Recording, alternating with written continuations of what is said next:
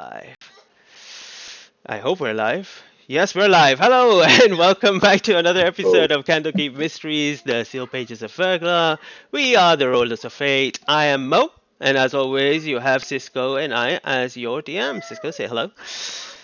Hello, hey Hello. guys, welcome. Thanks for being there. And how can we call it a game without our problematic family known as the Cox? We have Ross, Mark, Joey, Luke, Lucky, and Andy. Uh, how are you guys doing? Are you ready for today's session? Is there anything that you guys want to get off your chest? You hurt me every time you call us cocks. You like it secretly, I know you I didn't make it up. You know, it's not my problem. I'm just using it because that's what you guys refer yourself to. Anyway, moving on to the announcements. Please, Cisco, take it away. Alrighty, okay. For those of you who are new to the stream and have not watched our previous episodes, please go and check us out on Twitch right after the stream ends, or our YouTube channel, Rollers of Fate D&D, where you can find our previous episodes, include the Eye of Observation and Curse Strat module Dining in Barovia. That airs on Sunday as well. And we are mixing up some of our casts there in different shows. Also, if you want to send us some fan art, you can do at rollersoffatednd@gmail.com, or any questions or emails you might have for any of us. Also, we have a Twitter channel. I will lie if I say it's a super active channel, but it is there at Fate D&D. You can catch up to our news, up-to-date stuff, schedules, and so on. And like always, our games can be a little bit gory, maybe too much death, maybe things get a bit dark sometimes, so be aware of that overall. Thank you, Mo, and I'll be giving it back to you. Thank you guys for being there. No worries. Thank you, Cisco. All right.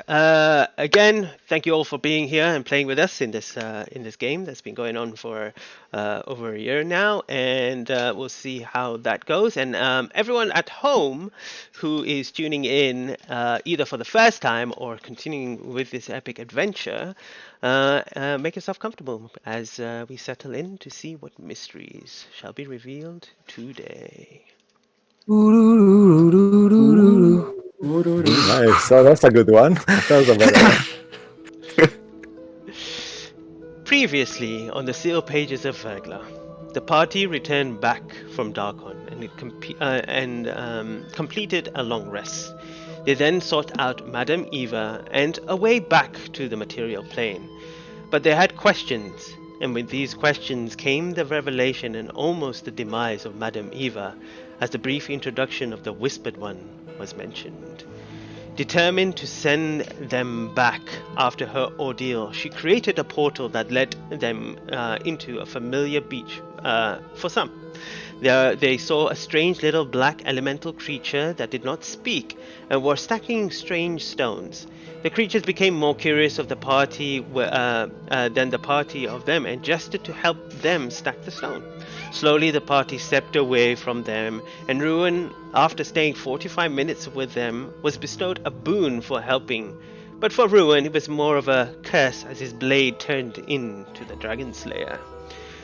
The journey back to Candlekeep was swift with the help of the Elk Spirit, and once they arrived, they found a few letters. One for the party that was from the Mackenzie brothers with a large sum of platinum, another for Bruce from his father, which came with a locket of his and a picture of his family, and a letter from Fiona to Ziggy asking if he was well and to get in touch.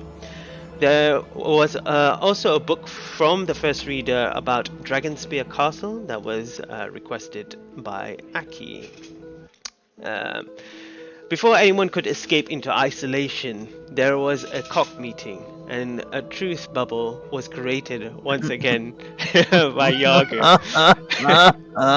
Errol laid his emotion and frustrations about Ruin to the party, and although some things were agreed, many questioned Errol's decision that he had made throughout their journey together. No clear conclusions were made, and tensions were still high as the boiling blood of the Cox reached its peak. They separated to be alone.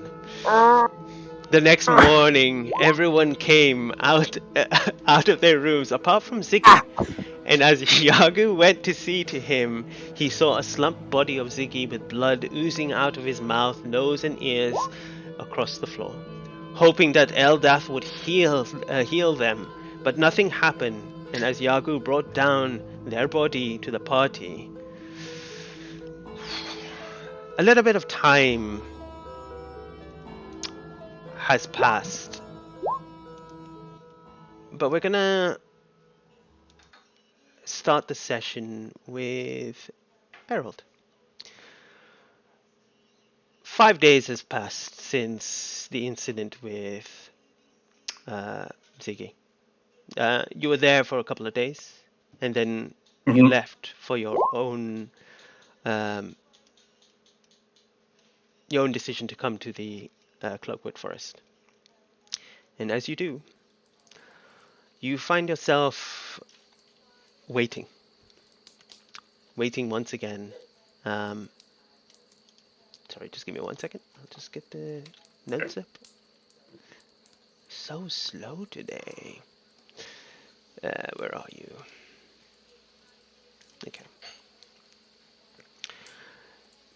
In the Cloakwood Forest, you see the yellow, dull sun of the winter peers through the thick clouds and brings the faintest of light past the branches into this forest. There you sit with a campfire and Gree by your side, waiting for Huve, but there has been no sign of him as of yet. As you sit there, your tummy begins to grumble, and you know that you're hungry. But when you look into the bag, you realize you have run out of rations. Perhaps a hunt for a buck that you know that roam these woods, or foraging. What would you like to do? Harold will take out his short sword and then put it away, look at the campfire. I'll deal with that later. Take out a bow. Time to get dinner, I suppose. And he will go out for a hunt. Gree, wait here. Better if I'm on my own. He neighs. And he Harold will trot through familiar paths, walking with a sense of not as much caution as he would in any other part of the world. All right. As you move around these woods, it is after a few minutes you begin to see tracks of an animal. And as you follow these, there in the distance, almost blended between the trees that kind of make up this forest quite heavily, you see a buck that is currently grazing on whatever food that you could find. You take out your bow and you pull on the string and you wait for that moment. The creature hears a snap, but it's not you, and as you kind of look, you release the arrow, but it hits a tree and you miss, and you realize you must give chase. You look around to see if there's anyone else there, but there wasn't. You follow the buck as it kind of runs around, weaving through the woods, jumping over broken logs, and eventually you see it kind of run into a little bit more of an open area. And as you do, you take your arrow once again, and as you're about to shoot, roll me a d20 or an attack roll. Okay. Okay, so I'll just roll the d20. Attack roll, yeah, if you want. That's okay. Oh. Okay, so the modifier for that, assuming I'm using the Dragon Wing longbow, that's a +9. All right. So that should be 23. Yeah. The arrow releases, begins transforming, and as it hits, you see the buck just crumple onto the ground, but it's not dead. It's whimpering in pain. And Harold will just go up to it, take out a short sword, and just stab it through the head to try to end it as quickly as possible.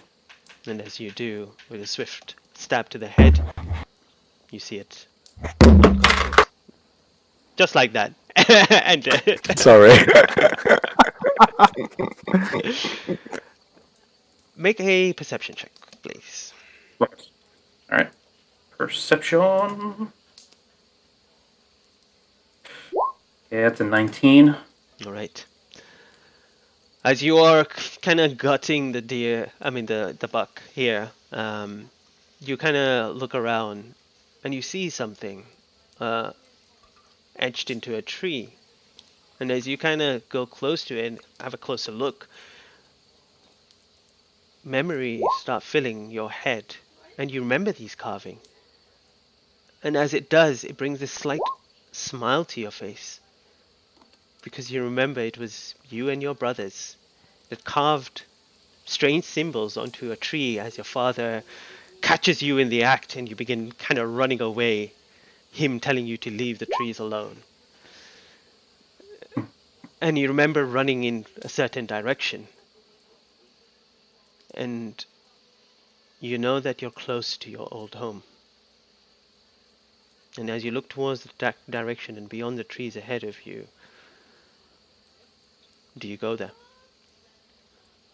So Harold is firstly he's gonna take some rope, tie up the legs of the buck for later, and then he's gonna put away his bow completely unarmed and just casually walk in the direction towards his old home. All right. As you come across, you see, you begin to see that it is now filled with kind of vegetarians, vegetation, and the sprout of green that you know comes when winter is fading into spring. A thick, collapsed tree that is now covered with moss. And you remember this tree, and you look to a certain spot where you remember your grandfather was. But nothing but the earth under you now remains after so many years since the last time you've been here. You look towards the kind of the open marshland ahead of you that would lead you to the place you once called home. Do you move in further? Harold most certainly does, and his pace as he sees the tree where his grandfather was, he'll slow down a little bit, and then he'll still keep walking anyway, just taking some deep breaths as he keeps walking. When you enter into this open space, it's wet, still from the winter. There's still thick leaves that have now kind of, yeah, exactly like that. And oh, it's so big now. Winter, and only a few elements of the structure that were in the village remains now. You kind of step in instinctively direction to remember where your specific home was. And as you look towards this, the memories of that specific day begins flooding into your mind. As your eyes close and you know you're in the area, it was 154 years ago, on the 5th day of Mirthul. You feel your father grabbing your arm.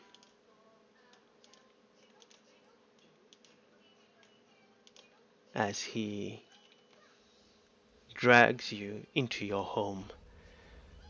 He pulls away a large pelt rug and a small hatch that leads to under the raised building of your village. Stay in here, Era, and don't come out or say anything until your mother and I come back for you. I will go get your brothers. Dad, Shh! what's Be going quiet! on? Stay in here. You hear footsteps rushing towards the door as your father closes the hatch and throws the pelt over. You hear the door slam open, and you can see from the small cracks under the floorboard red robe figures step into the house. You hear a thud on the floorboard above you as your father's staff begins to glow, as thorny vines grow out from the wood around you and impale the figures and thrusting them out to the door. As your father looks down towards you briefly before running out of the door. You see, as you are under the house, you can move around, and there are 3 specific areas that you can actually see into the open area. You know that if you look and go to the left, there is a crack that you can see through towards the back trees. You can go into the center and see the center of the village, or you could go to the side of the house where you can see the entrance to the village around the corner. What do you choose? Bolt will go through the middle Middle. pathway without considering the other two. Okay. As you move and follow where your father kind of stepped out, and you look through, you see your father, Oliver, walk out and become surrounded by these red robes, and you see them come at him. He takes a few cuts and dodges many of the whips that these red robe figures are using. And you see him clutch his arm as one of them hits his arm as struggles and kind of looks around. He holds his staff before he lets go as it begins sinking into the soil under, and then thick vine begin to sprout from the floor under everyone and begin to wrap around the enemies, or almost like over 100 feet area. It's almost difficult to see now for you from this point. Please make a d20 roll. Add your spellcasting modifier plus your proficiency. I would, Okay. if you have inspiration, I would use it.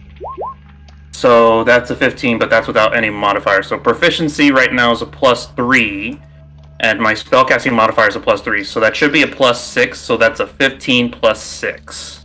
15 so plus 21. 6. Well, easily. That is perfect.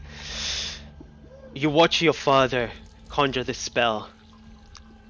For the purposes for your character, on this success, the spell plant growth will become available when you can cast 3rd level spells, but it will not count towards your spells known.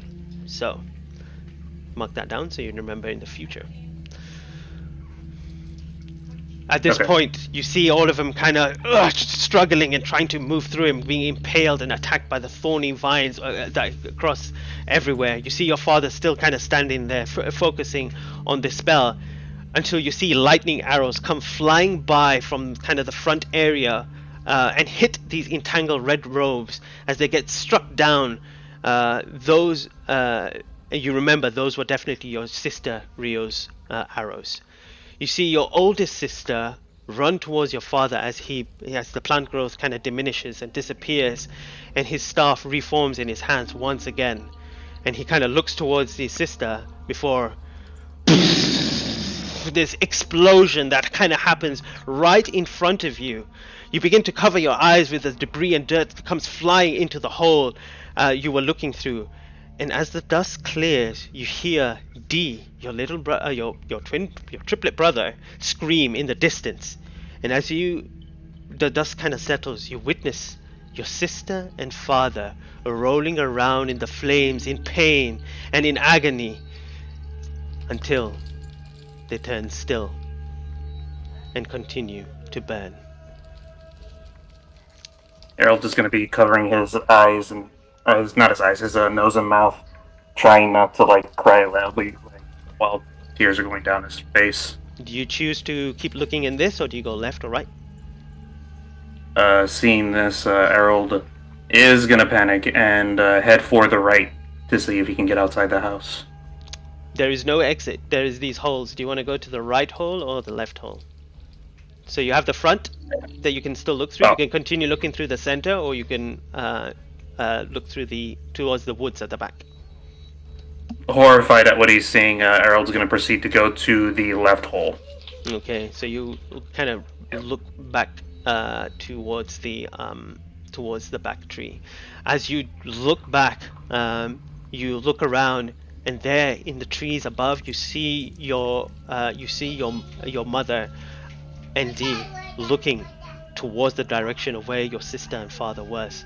Before, in the distance, you see a tree collapse behind, hitting the tree that they were standing, and you see your mother leap off and reach with this a strange grappling hook device and swing with your brother onto another tree. After that, you see her say something to Dee, and he turns around and kind of looks at her before climbing down and kind of running away and disappearing into the forest. You begin to see her kind of climbing down and heading towards your father. Do you switch views or do you stay? Harold will try to look at a little bit more of where he assumes D ran off, but if he can't see any sign of him, he'll just switch over to the right side. Or to follow the mom, actually, that's to follow the mom towards the middle. As you watch your mother climb down, you see D. He kind of turns around for a moment and then just continues running into the forest as your mother runs towards your father. At this point, the explosion that occurred causes this side of the gap to close, and you only have the front and the center once again. So Harold will go to the middle to see about his father and his sister, if anything's changed, I guess. Okay. As you run to the middle, you hear another scream in the distance. You can't recognize who it was. Could be another villager, another uncle or auntie, or someone like that. And then when you come back and try to look through, you see your mother there, kind of going up to your father and your sister, before she kind of looks up and she screams and says, "I'm gonna kill you!" Ah! And she starts running, and as she does, you see her stop midway before she gets lifted up and begins getting squeezed by this kind of magical arcane force. You feel her pain as she groans in all manner, as you see some of her body begins twisting and turning a little bit. And as that happens, you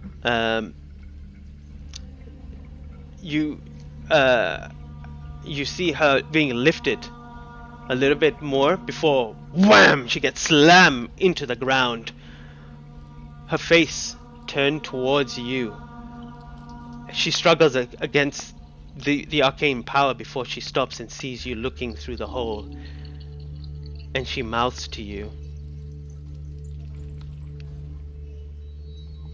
Make a perception check. Okay. Perception on. That is a 23. Errol thinks, why did she just say I'm sorry? What is she sorry for? At that point, a flash of red, and you see your mother's head explode as blood spits onto your face. I was just gonna back away very slowly. As you back away, you begin hearing voices now coming from the front side. Do you move close to it? Yeah, so Actually, Harold- just one second. Make a wisdom saving throw. I mean, Gerald just saw that's his what I was mother's gonna head exploding on his Yeah, face. so He's like about to gonna get say- lunch. I was gonna please make a say wisdom save. that literally Harold is trying to suppress the urge to vomit right now. Yeah. So, yep. This I'm will be saying- how scared you are. Oh, it's barely Okay. holding it together. Yeah, pretty much. Yeah. Go on. You move to the front? Yep. Alright. Make a stealth check. All right. Okay, stealth. Oh, this is being weird. My apologies. And of course, Alright. I would like to use an inspiration actually. Okay. So that's used. The inspiration that we got from the last session. So I'm gonna re-roll that. That's a bit better. Okay. As you move, first thing that you see in the distance is your sister, Rio. A stalagmite of ice that has impaled her through the chest, and blood now that kind of drips, making the icicle red. The blood itself becoming cold and freezing but she is not moving. She's slumped. And then you see a few of the red robes kind of move out the way as this more regal looking, well dressed, bald head with tattoos across his head and his back of his neck, steps forward with his staff in his hand. And you hear one of the underlings go, "Master Max Horrigan, what would you like to do? What would you like us to do with those that have ran?" He kind of looks around. "Find the ones that attempted to escape and kill them. We will take back the younglings. And burn all the houses down, starting with this one." And you see them kind of nod, and as they turn, you panic and start moving back because you hear the noises of flames begin to erupt above you as debris begins crashing over you, and eventually, through either the lack of air that's around you, faint and you go unconscious. Yeah, if you want, just 1 second, just show the picture just for. The stream. I'm assuming if you're okay with that, Mo and Joey, for Max to be the one that I made bigger. That looks pretty evil. Yeah. All right. Yeah.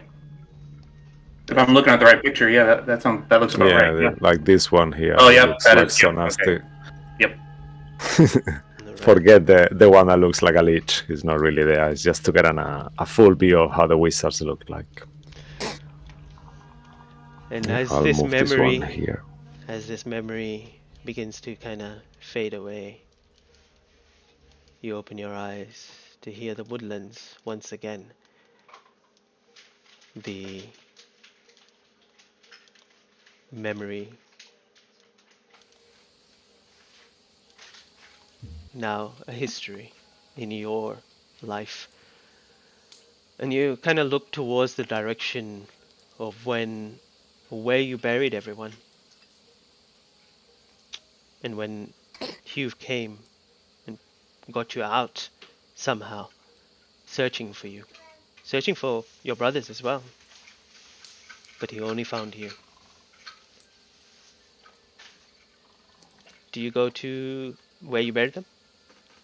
So, because of how destructive the events were, the burials were very chaotic for Errol, and he'll recall perfectly where he buried all of them. He could never forget even how to navigate this place. Errol will, using a level 1 spell slot, cast Good Berry in his hands to summon 10 berries. Green berries. These were just like how I used to make them, Dad. Probably not as good, but... And he'll place a berry for each of the graves that he created for his folks. So one for his father and mother, who he buried together as much as he can. One for his sister Sage. One for his sister Rio. And then other graves that he made for 2 others that don't have any bodies. I never found you 2. And with that in mind, there have been a total of 5 berries that have been given away. He will leave one near a tree where he saw his grandfather. So that's 6. And then there's 4 that he'll just put away.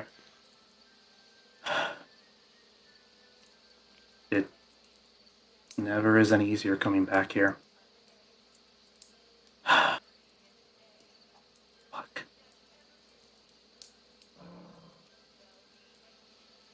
And, Harold is gonna take a look around, reminisce about some more hiding spots. And after that, he is gonna say, I'd love to be here with all of you. I really would, but I don't know. I've been doing so much hunting, so many of them. I got a good portion of them, but still doesn't change his place. No matter what. And you told me you're sorry. I century and a half, and I still have no fucking idea what you're sorry about, Mom. But I'm sorry. If I went outside, we'd probably be together again at least. So, but one day we will.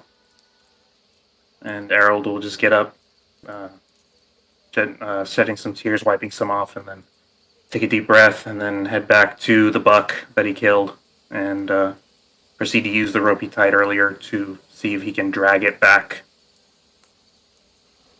And then afterwards, the next portion would be Harold taking his short sword, putting it in like fire to make it like cast iron, and pulling his pants down to where he can see the tattoo, and just start grafting it off gradually. Searing pain, burn. Yep. But eventually you manage to slice off the tattoo. Make a fade roll. Yeah. As you slice the tattoo, you feel so much pain, and you feel for a second that maybe you might lose some of your health. Yeah, I know I'll lose health, but high. For a while. Yep. Let's see. High as always. That is a 19. Oh, nice. Okay. Yep. So you manage to... You feel the pain so much, but you bear it, and you feel surprisingly okay despite. You slice it off, and as you kind of throw it to the side, a chunk of it, you see the visage of the traveler, and the not his visage, but the archway on the thing that you remember Aki giving you, and the thought kind of brings to your mind, it's like you lost a family. A long time ago, they were taken from you. And you have been in this vengeance since. And for all these hundreds and hundreds of years, hundred years and over, you've come close, but you're never there. You can never find this person. But being with the caravan, you found out so much more. They brought you into Candlekeep, and from there you've managed to find more information about the hooded people, the Wizards of Thay. And the thought is,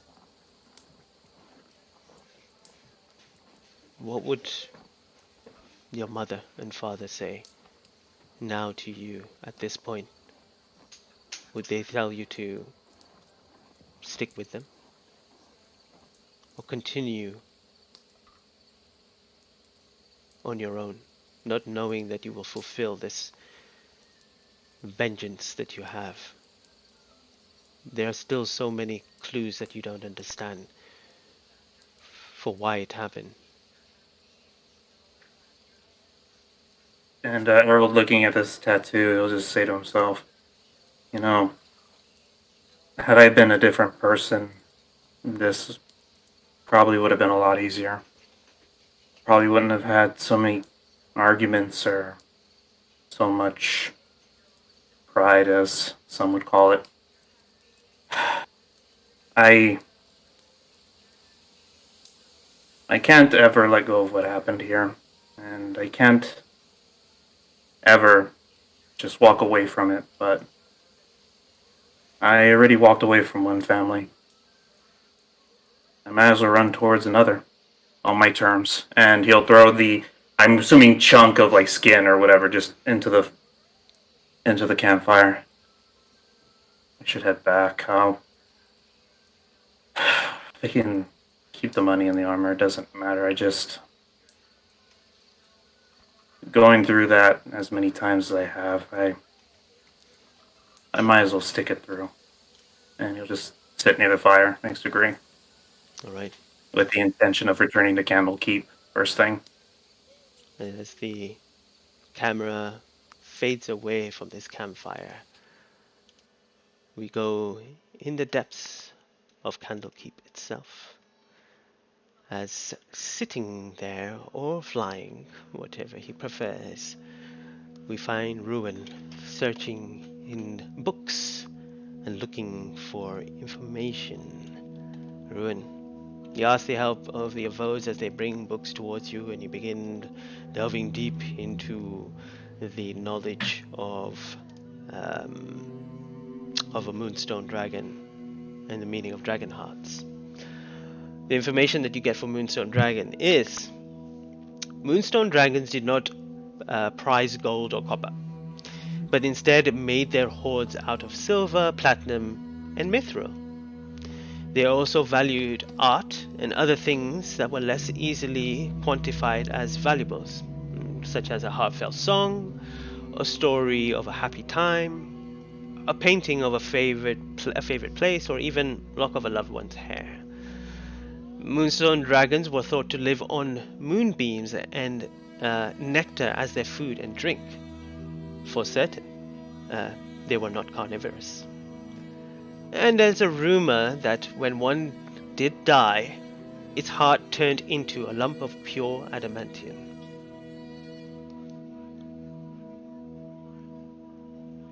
Got that down?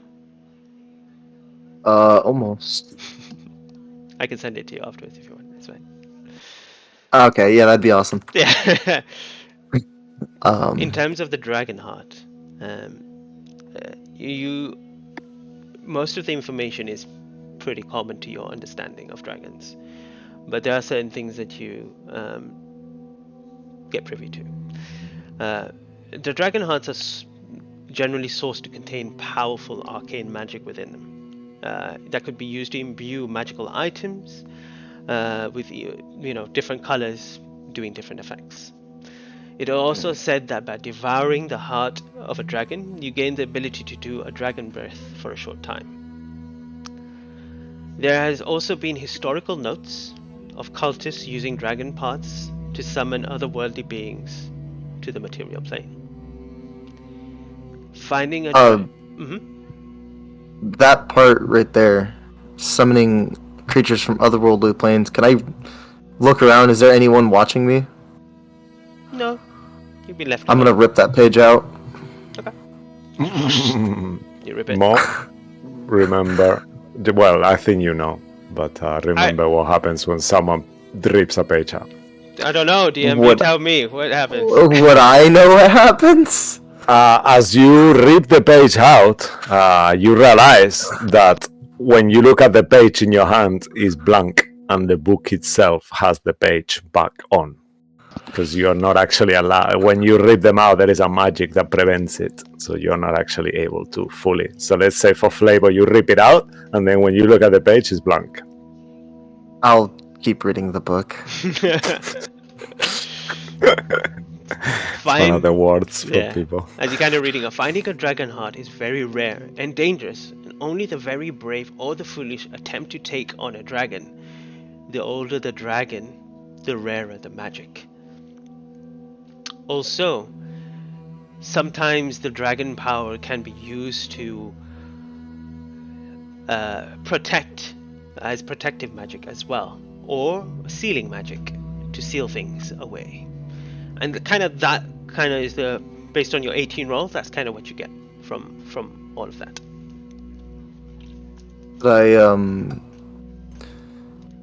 Could I talk to one of the Avodes? Sure, one of them comes up. Could I possibly keep or check out this book for just a little while, please? Tisco, what do they say? You want to borrow the book?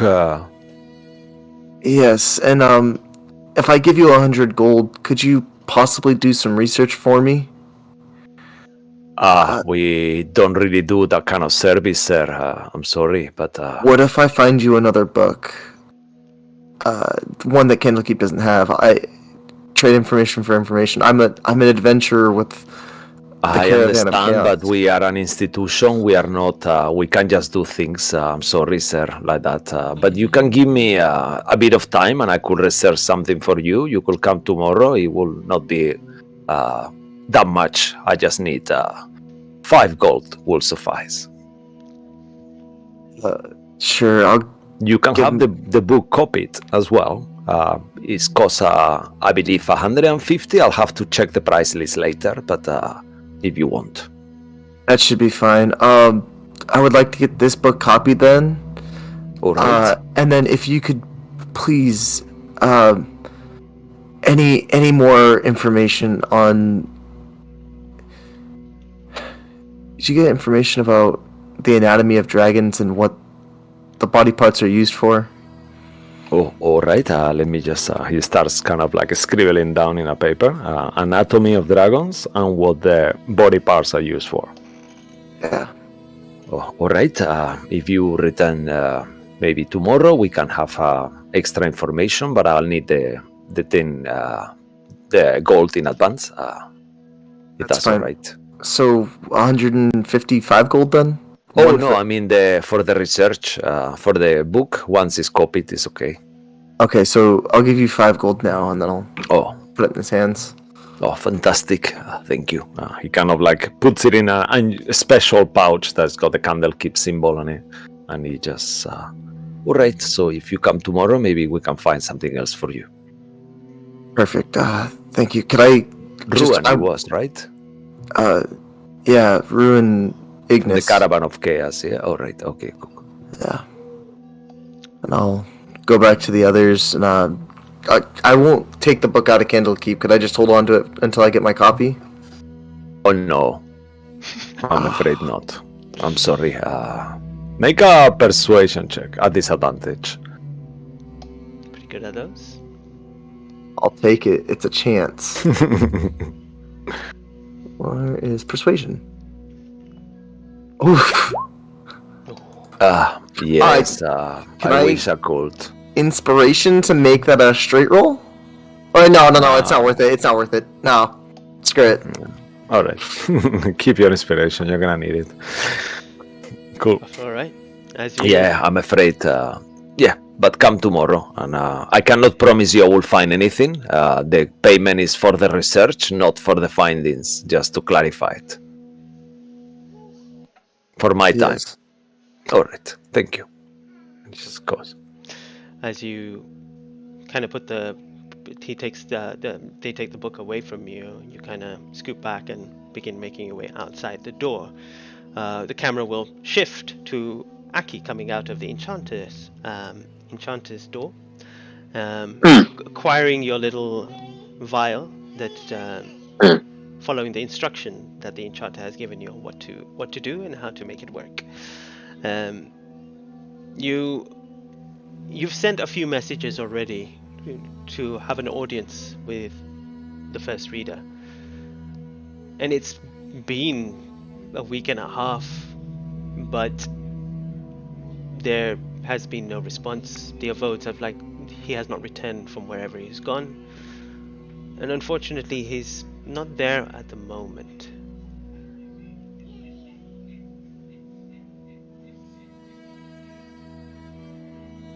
He in this week and a half has been increasingly spending a lot of time outdoors.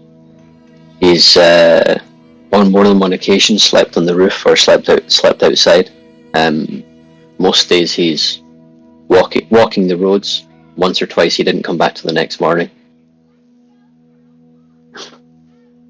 Trying to see whether that helps his connection with the traveller that he feels is failing him. Maybe he's not. Maybe he doesn't look like a traveller himself anymore. I don't. Through the nights that you have walked and you've slept outside, praying, wishing, just thinking about the traveler himself, hoping that he would give you some sign, anything. But you feel nothing. You don't feel his presence, not what you did before. Are you doing something wrong? You kind of question yourself at some time. Is it because I've lost half of my soul? And what is this other feeling that I have now? All these questions, they begin to bother you. Everything that you didn't want. You wanted something straightforward, to be like the caravan, you know? A simple, moving forward life, day to day. But this has all become so much more for you. So much more than Aki would have wanted. It's somewhere between being mother and being Dulthir. I don't know if am I looking after people? Am I making it worse? Am I just getting angry? I need answers to this. At some point, Aki will pull out a regular dagger, something he doesn't often pull out, and prick the end of his finger and squeeze a few drops of his blood into the vial that's around his neck. A long, thin metal thing with a window in it, and it fills up red. And he'll spend an evening holding on to it as he's kind of settling down near the stalls this time. Something more familiar, near horses, maybe something closer to a caravan will help. And holding on to this thing around his neck with his new tail in one hand because it keeps it's too dexterous and it keeps getting wet when it's raining, so he pulls it in around onto his lap, so it keeps it inside the shade. How do you stop the bleeding on your finger? Probably just stick it in his mouth and just. There's no going to use magic on this. This is just kind of a prick his finger and then kind of sit and wait for it to stop. As you put it in your mouth, you remember your blood feeling cold, as it normally would, as you did. But something about your blood feels warm, warmer than it usually is.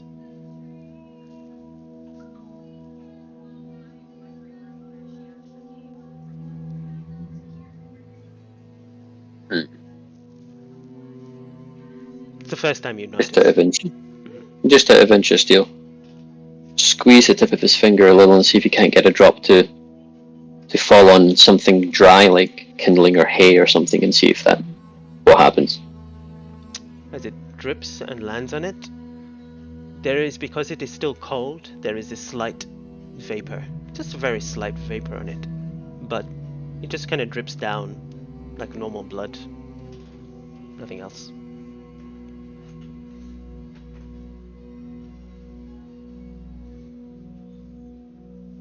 What is happening to me? And as you are in this thought, and the absence of the traveler on your side, somewhere in Candlekeep, looking through books of saloon and deities, you see Bruce Moonstone seeking out religious text and information. Bruce, in these 2 weeks that will pass, how much hours are you spending on learning religion of Saloon? And are you seeking someone's help? That's another thing. He'll definitely be looking for someone's help. I'm not sure who this Brune Moonstone is, though, but he sounds like an interesting guy. Yeah. I quite like the sound of that name, but he'll definitely need help because he struggles to read. For anyone paying attention, Bruce is dyslexic, so he struggles with reading half the time. So you'll need some assistance with that. He'll look for someone to be some kind of tutor, I'd imagine. He'll be spending as much time as possible each day going over text, reading up on something specifically about connecting with divine powers, that kind of thing. He would talk to Yagu specifically about it because he knows Yagu, he trusts Yagu, and plus he's understood from Yagu that Eldath is sort of a sister god to Saloon.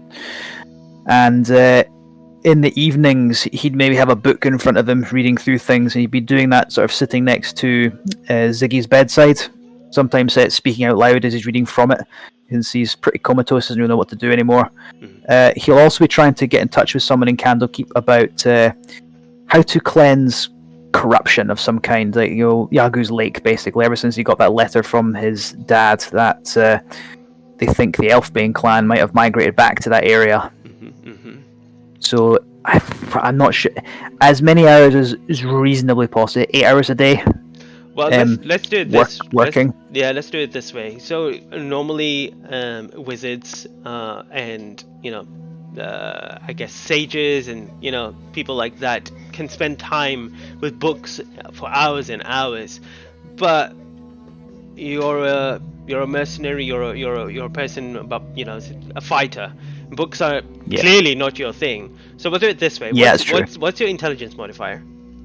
It is a +1. So it's 8 hours a day. He probably couldn't stand just trying to read, struggling through weighty tomes for 8 hours a day. So we'll roll through this. Is it 12? You got 12? Yes. So modifier +1. So if your score is a 12, you can easily do 2 hours. If you want to push it more, you will have to make an intelligence saving throw, DC 10. Sure. Until you fail, and if you fail, then that means you have to stop for the day. You can't take in more information as it is. So what if you want? How many days? So you do it for the 2 weeks. So we'll say 14 days, right? Mm-hmm. So Yep. in those 14 days, that's 28 hours. So you can mark those 28 hours off. Okay. And how many days do you try to kind of push it? Are you trying to just maximize it to see how often you can do it? Yes, he'll be saying he'll be really committed and be as disciplined as he can be, like when he was learning how to use weapons and such. But it's obviously a very different discipline, so he'll be giving it a good go. So let's say he'd definitely try and double each day the amount of time he'd spend in it, as he's starting to lose his mind trying to struggle through these books. Okay, for flavor, and possibly more if he can.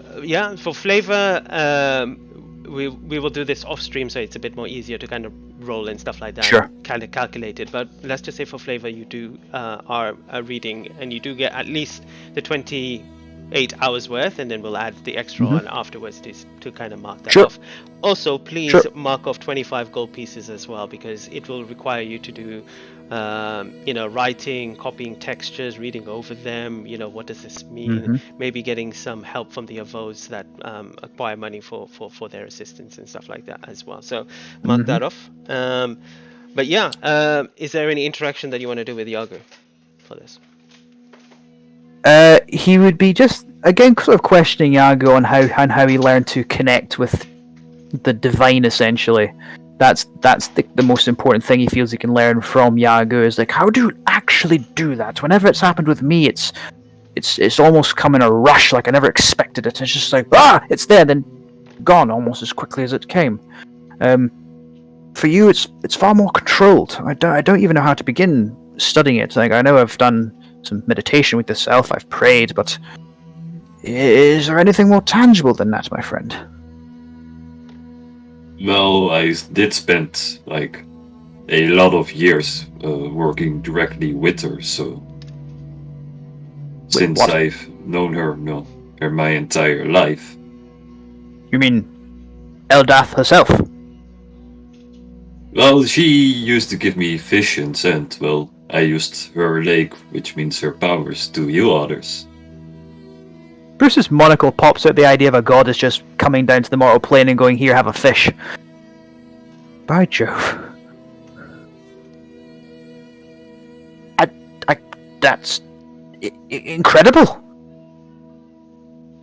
You do understand the enormity of what you're saying? I think so, but no, not so much anymore. An actual goddess came down from on high and had tea with you? Well, no, we never met in person. She spoke through into my mind. I would say more like a dream, a vision that way. Oh. I've met her in my dreams though. Oh. I see. Well, bugger. I guess I just have to roll up my sleeves then. Keep at it and such until that something clicks, I suppose. Well, maybe Saloon owns the lake, and if you live there for a couple of years, maybe that will do the trick. That did it for me at least. Well, Also, I got an old master that taught me almost everything about her. So yeah. I see.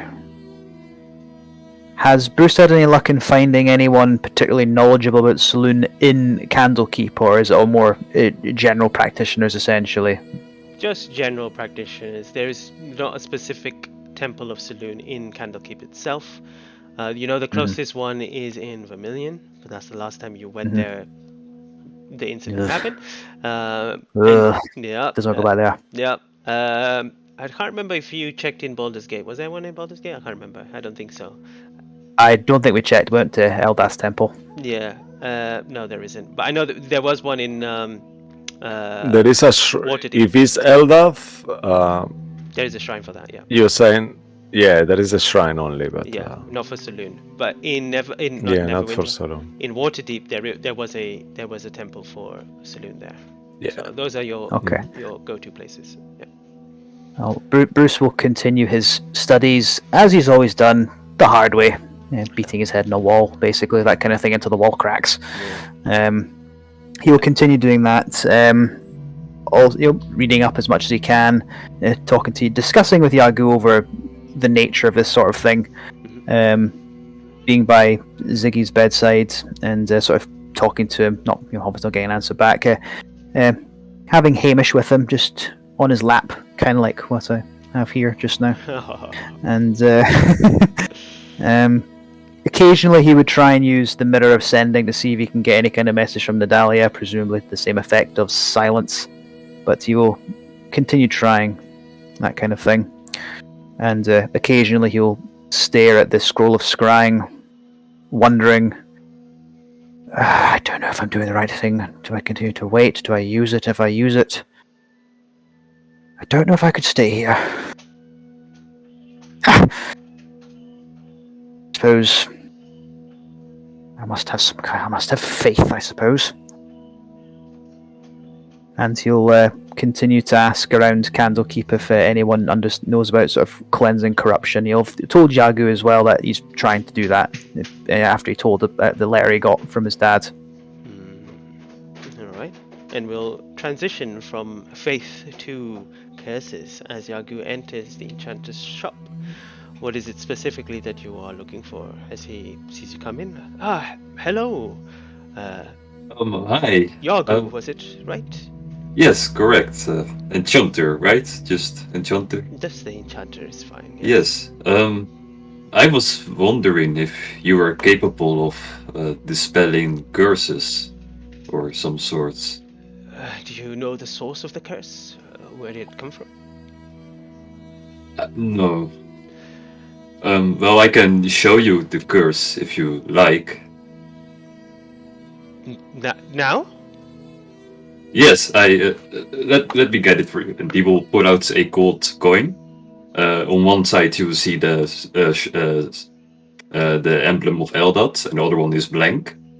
Here, I will try to flip this coin so it will face Eldad's sign up, okay? And he will start flipping the coin for like 20 times in a row, maybe even more. And they will always end up with the wrong side up. And you feel like this. May I touch the coin? Yeah, but before you do that, this one time, I want to try to flip it so it will go on the other side and not show the Eldad, okay? And he will do it, and then this time Eldad's sign will be on top. See? For some reason this keeps happening to me, and I was wondering if you could do something about it. He begins casting. You see him casting a spell, ritual spell, as he casts Identify on it. he kind of focuses on it before he kind of just relaxes, and he kind of looks at you and has a little worried face and be like, I may not be the right person to be explaining this to you, but I want to be honest with you. It is random. It happens randomly. It is not what you decide, it is just gravity doing its job, and sometimes there are consecutive same patterns, and sometimes it mixes things. Am I offending you? I am so sorry if I am. I feel like you are a little confused in this situation. That is all. Again, maybe I'm not the right person to talk about this situation. I can assure you that this is probably not cursed, and it is more of a Oh conversation. no, not the coin, it's me personally. I was wondering if you could uncurse me personally. I have 46 platinum, if you can cast it on me. I mean, again, you may want to go to the temple. Across they can remove curses for a price. But honestly, Yagum, perhaps talk to your friends and speak this to them. They will maybe better at making you understand of this situation.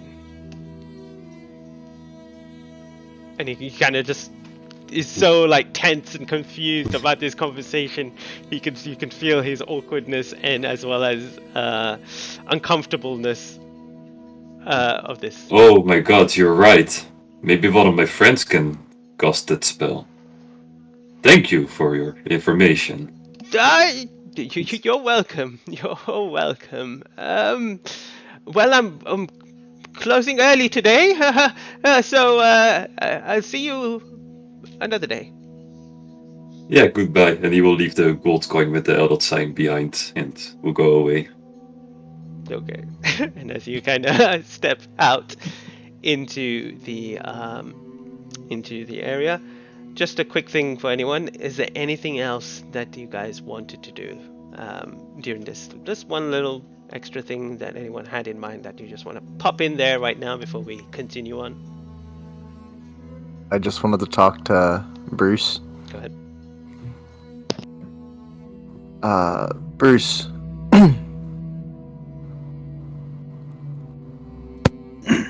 As he looks up from his book. Oh, yes, Ruin. How can I help you?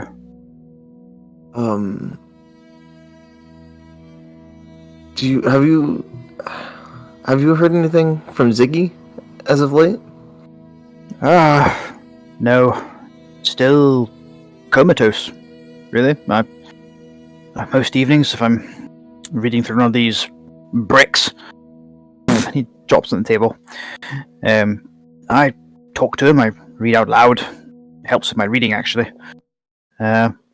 Nothing. Still breathes, but that's about it. Oh, speaking of reading as well, then,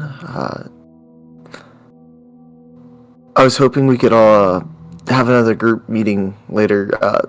Maybe we could do it in Ziggy's room just so, well, he doesn't feel left out. That's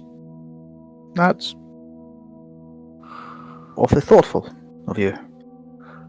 I'll get used to it. I see. Well, may I ask what for? I feel we've said everything we need to say, and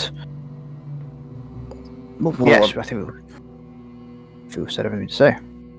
I just learned some new information today that might get everyone's attention, or at least I hope. Certainly. Everyone will be returning in the evening. Well, unless you know where they are now. I'll try to telepathically reach out to anyone within 60 feet. Wait, I suspect Aki might be on the roof. Well, perhaps well, if not on the roof, he'll be out of Candlekeep. He'll be back. I'll go get Ziggy's mirror for Aki just in case. I'll check the roof first, and I'll send him a message if you can get in touch with everybody else. Of course, and then I know this might not be appropriate, but I was gonna talk to Aki, and I couldn't help but notice you got a tattoo, and he's giving up. I wanted to get one of my own, and he told me something about getting rubies for a tattoo he thought would be great for me. I can't remember how much it was off the top of my head. I think he said it was like 7,000. That's a lot. That's Bruce looks away, kind of uncomfortable at the idea. Like he initially kind of like sure, but then he remembers you're still kind of in the doghouse. I just have platinum, and I'll give him back. I will trade you this. I'll give him the jewel, the diamond. I'll give you this for the platinum. See, this money would be coming out of the caravan fund. I mean, you could certainly put the jewel in the fund. I feel this might be more appropriate. I think it might be worth discussing as a caravan. You understand? I don't feel I can make an executive decision on such a thing. You understand my reluctance just to decide. But no one's gonna agree to me right now. Everyone is upset with me just because of what happened. Well, please continue.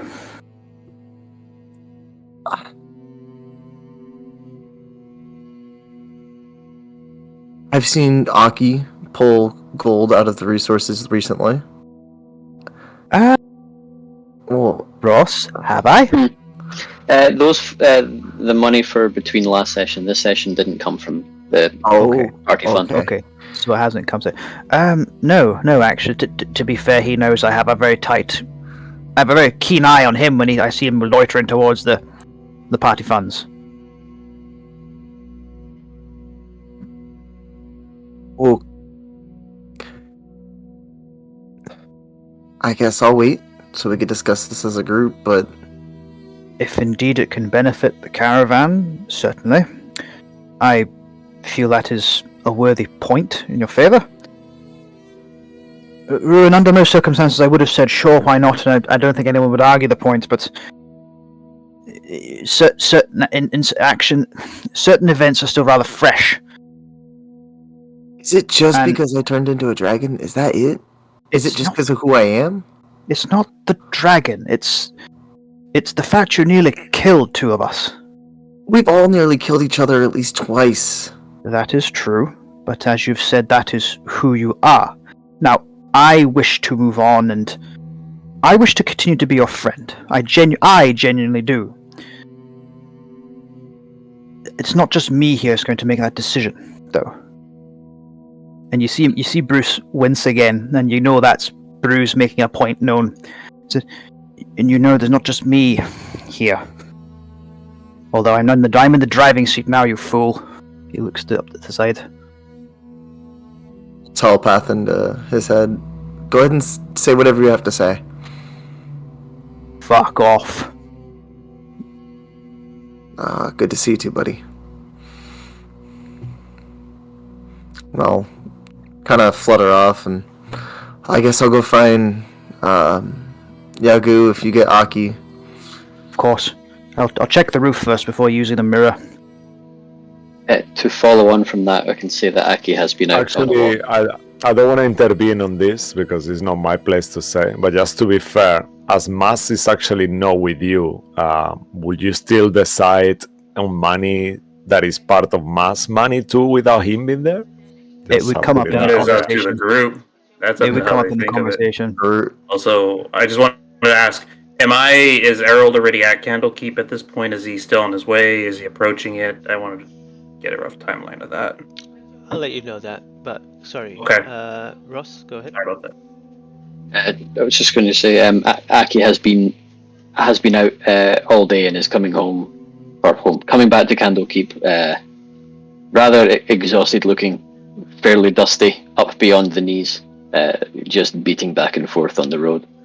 And as a last-ditch effort, he is going to try and get some help from an abode to find out how people have followed the Traveller before, how they've devoted themselves to him, how they reconnect.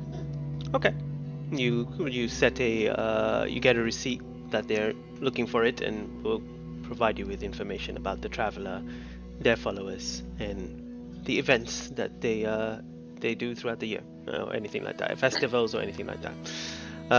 Great. As you're walking home, you hear the sound of a horse.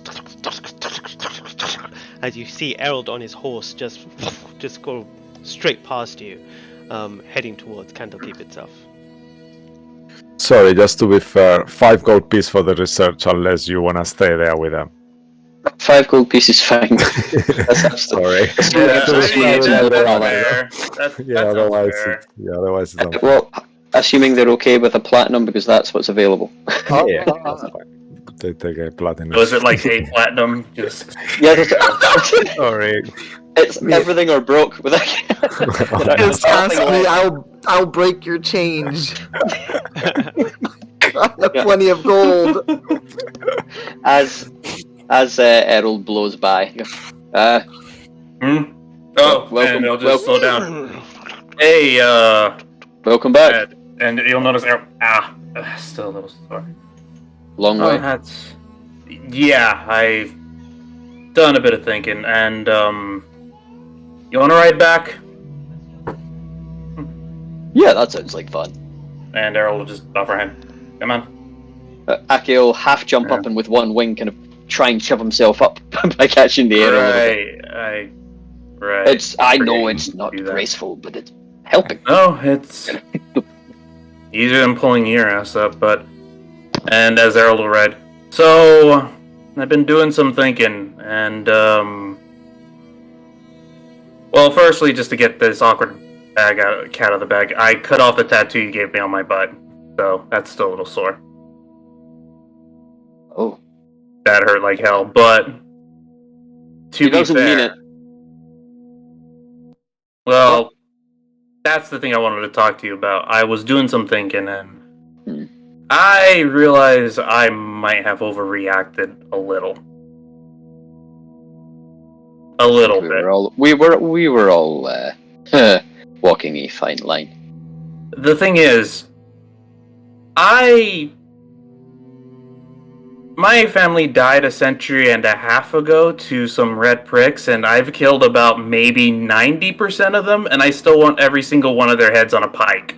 So, I'm so used to holding on to a grudge, so letting go of that isn't exactly simple for me. Not as an excuse, but just to give you that little brief idea. And the feeling of feeling dismissed in certain respects by certain individuals may have highlighted that, whether those dismissals were there or not, now I think about it. But I am sorry if I made you feel as if you were doing something wrong when you were trying to talk to me, now that I think about it. When, as unpredictable as you are,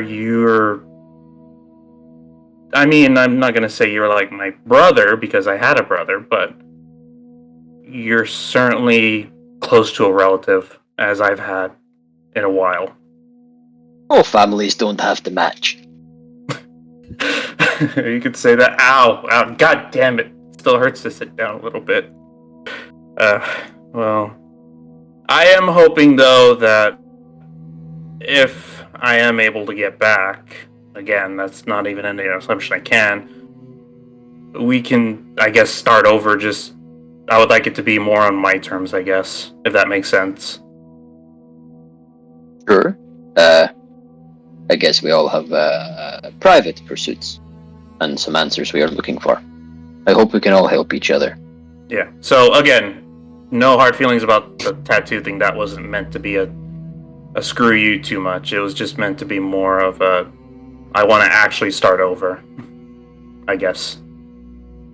If that makes Okay. any sense. Yeah. I don't think yours was my best work, so if you'd like a better one, then. Let the scars heal a little bit before we try that again. It's still Okay. a bit fresh. We have plans for something better anyway, if we find you enough pearls. Yeah, that is gonna be a trial and a half. But anyway, you just enjoy the ride, my friend, for what it's worth. Sure. Aki's going to kind of. Is it raining? Is it quite late and cold, or? Still late, still cold, still got, Hmm. sleet kind of rain hitting your faces. Well, Aki not really feeling environmental cold. Will kind of not hold on all the way around him, but kind of lean on him Yeah. to keep him warm. Do you use That's one? the Appreciate it. Do you use one of the? Do you use the wing to kind of also come around? What kind of keep out the eyes? Yeah, just kinda- Blind yeah. him. Ah! Ah! Alright. Yeah. Let's say that. That's Alright. fun.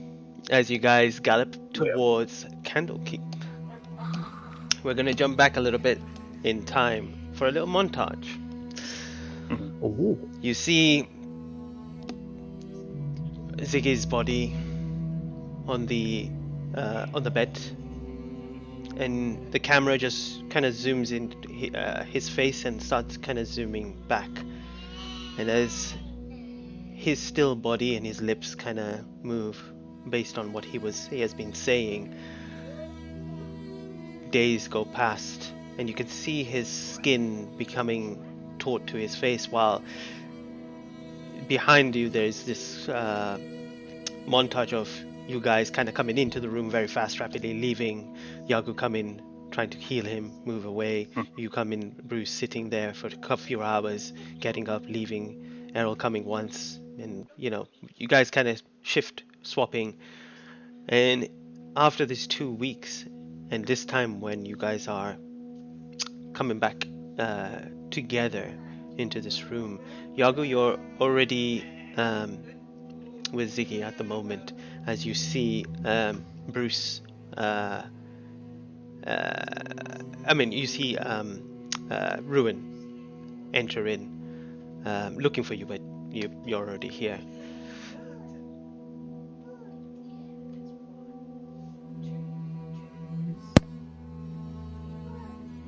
So,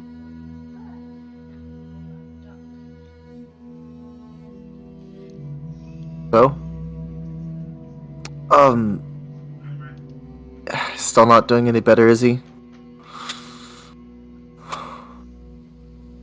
well, I never healed a changeling before. I don't know how they are supposed to look like Is in he this still? kind of scenario. So, I Does think he- it's the same. Does he move at all, or has he twitched? Eyes rolling in casual Ziggy manners? Nope, just the mouth from time to time. But You see his lips really dry. His body is even paler than he usually is. His eyes are much more sunken in than they were the day that you saw him. There's still blood that leaks out of his ears and his mouth. I mean, ears and nose mostly, but it's a little bit more thick as well. And there's always some, especially from the ear, there is this kind of almost like substance that comes out with the blood as well. It looks like either meat, you're not unsure what it is, but it kind of bleeds out from time to time with it. And Bruce, as you go outside looking for Aki on the roof, you see Errol and Aki on the horseback come in, and coming off, putting the horse onto in the stables, and walking back towards you. As he's on the roof and he sees him coming, he does give them a big wave. That's surprising. I thought he'd be a little irritated. I And think Bruce maybe will he is glad of the break. Yeah. Bruce will come down from the roof to go and greet them both. And as he walks towards them, he'll say, "Aki, I'm very glad I didn't have to use the mirror. And Harold. He Hello? walks up to Harold and he puts both hands on his shoulders and just says, "It is good to see you again, my friend." And he'll remove his hands. Good to see you too. I told Aki a bit. I went to think I may have overreacted a bit, and I was an asshole to you, and I'm sorry. Harold, I humbly accept that, and understand your anger, and certainly for the situation. Perhaps there wasn't a reaction towards myself, but like I said, you were very angry about what had happened. We all say terrible things in anger. I just felt dismissed, is all. That was really the big crux of it, and I mean, I'm not gonna say, hey, I want my stuff back or anything. That's caravan property, but I'd like to certainly start over. Well, in that case, then you do not need to ask, and he'll pull out the serpent armor and goes, Oh, "It was yours in the first place, my friend." and I guess I'll just take it. Alright, it'd be kind of weird to strip and put it on, so I'll just keep it on me. Thank you, though, and then you'll just put it in this backpack.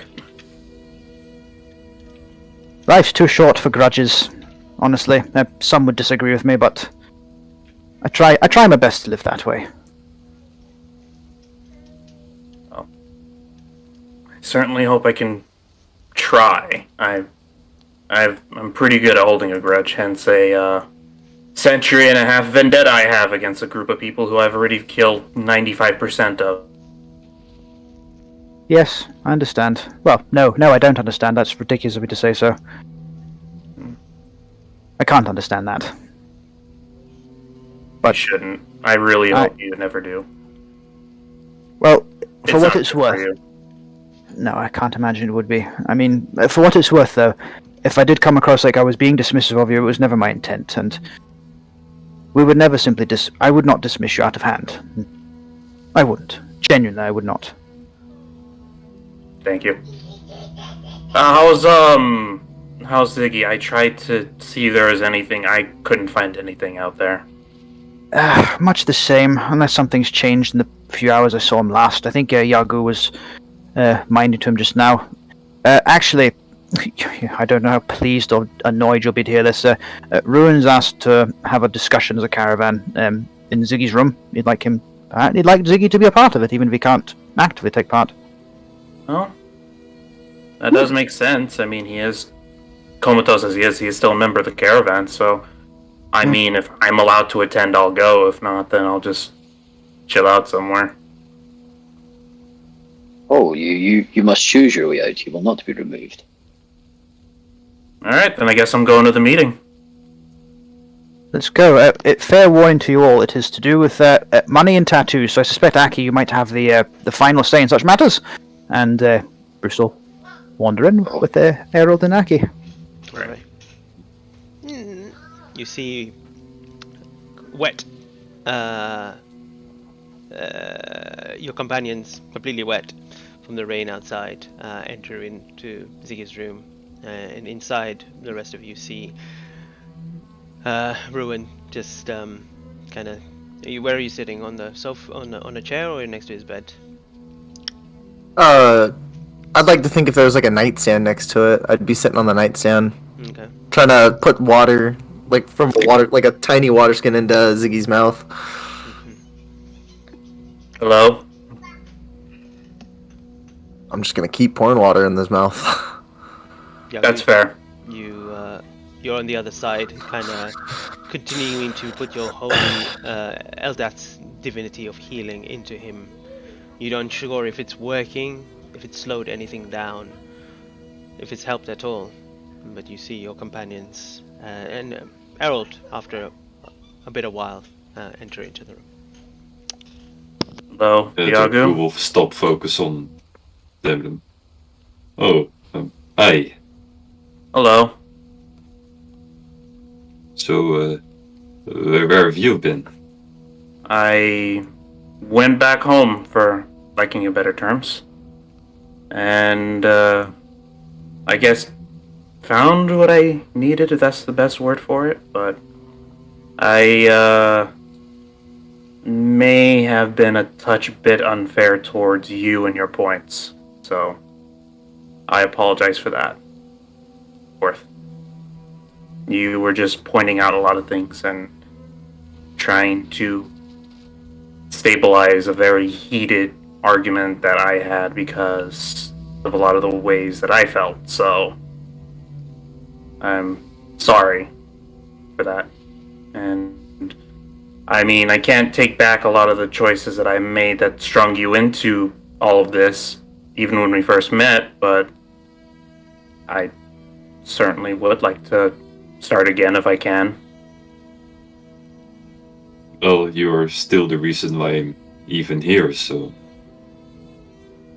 without you, I wouldn't be here to make these decisions or have these opinions, so let's just call it even for now.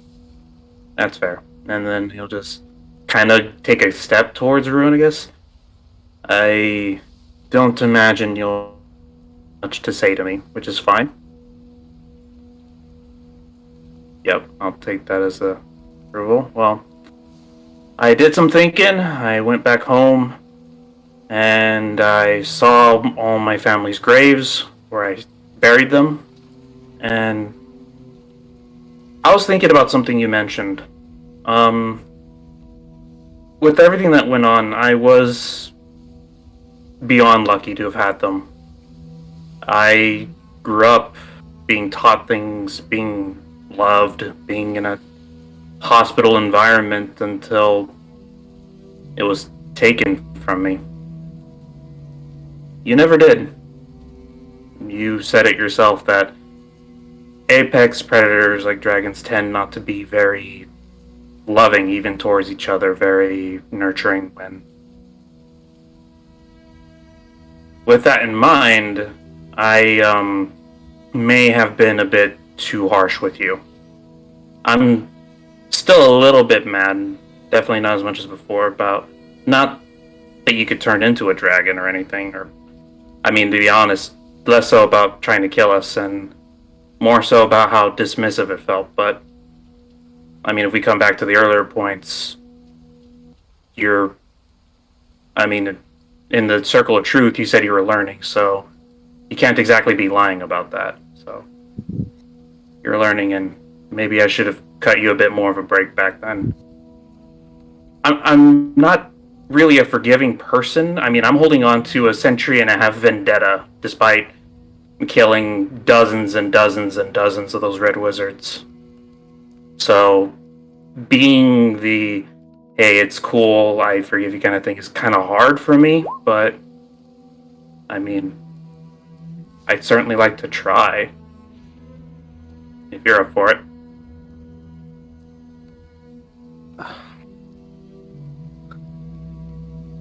Errol, you said it so yourself. We're both not good at apologies, I guess. You're back in the caravan? If I can be, yeah. It's not my decision. It's your decision. You must choose to be here. We would all like you to choose to be here, but it is up to you. And I guess I'm here, for better or worse.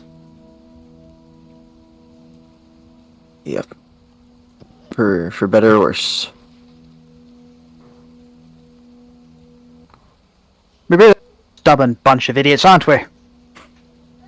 Well, certainly are. I'm half orc, and I'm pretty sure I'm third most, maybe fourth. Remarkable.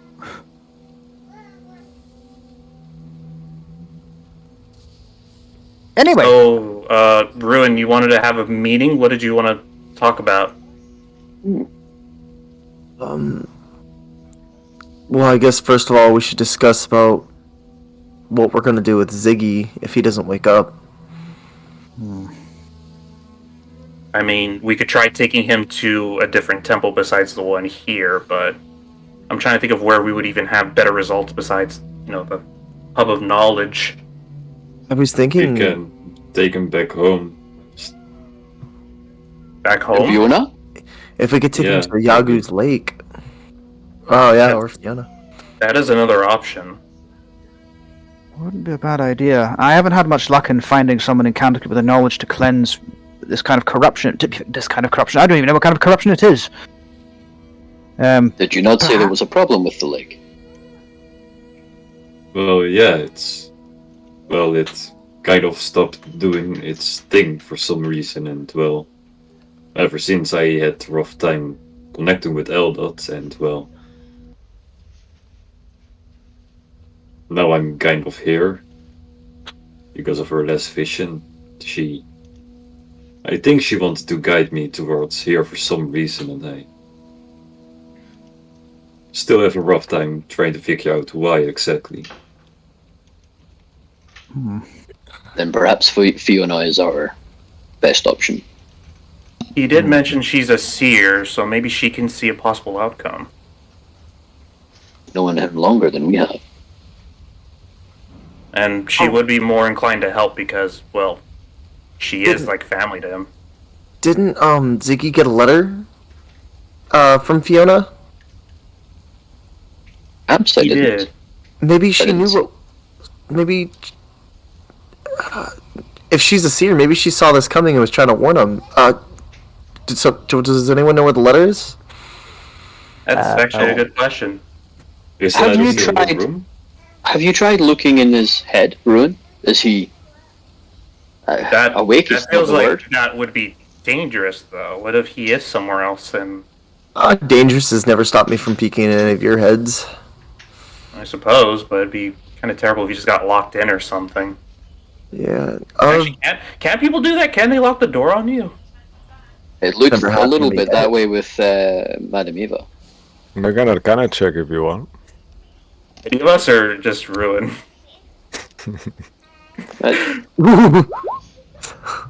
Oh, that's 6. awful. Never happened to me before.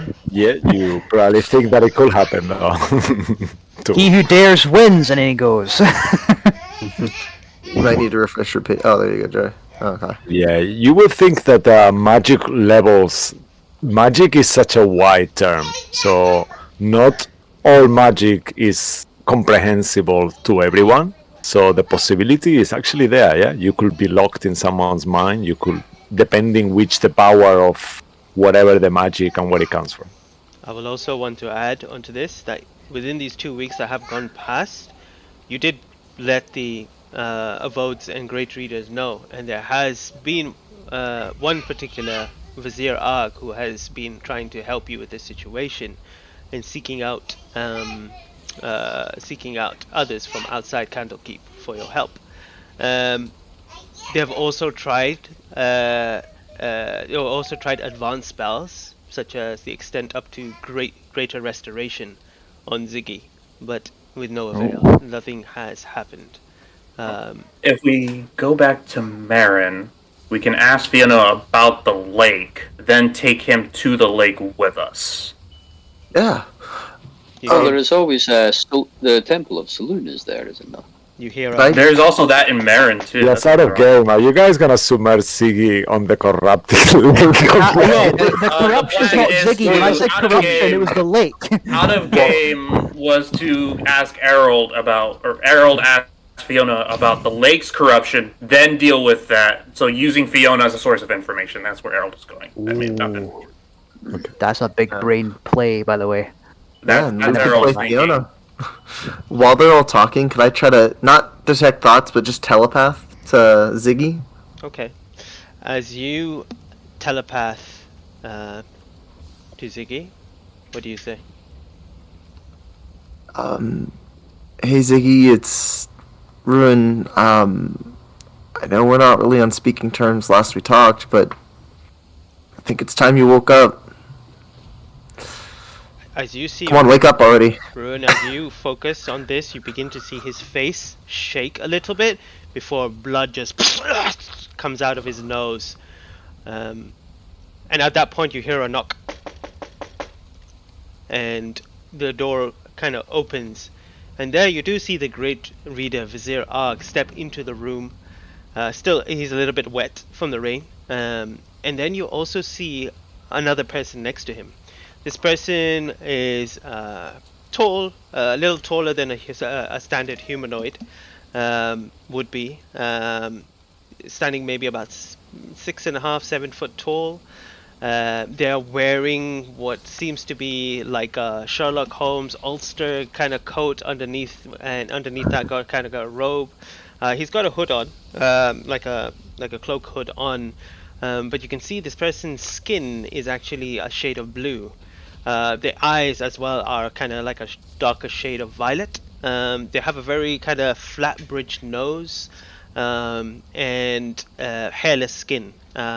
And as they kind of take the kind of hood away, there are lack of external ears as well. And he stands there, looks at Ziggy's blood, and kind of immediately rushes up as Vizier kind of stands to the back. You see him come, immediately sit next to the side of the bed, beginning to check, wipes the blood from his kind of face and begins checking the eyes, checking the ears, where up his nose as well, and his teeth and mouth, turning his face like left and right. And then he kind of starts touching his body, kind of medically, like looking around to see if there's any external wounds, anything like that. And then he kind of holds the hand and he kind of presses against the finger, and he sees that. And then he pulls out a knife and he cuts his finger. And when he cuts his finger, you see that there's no blood coming out. And then he's just like,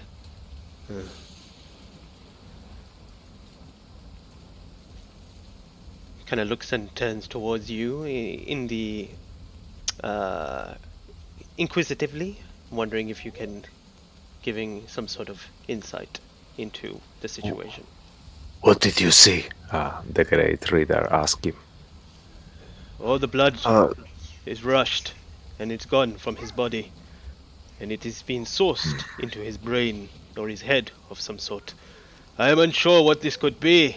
A little bit of information would perhaps identify more. What can you tell me? Yes. Necromancers, Darkon, interplanar travel, changeling. 2 people live in his head. Vampiric His eyeball also popped out. Yeah, that was the very last thing that happened, as he used some form of magic to stun a necromancer. You speak of someone speaking to him in his head.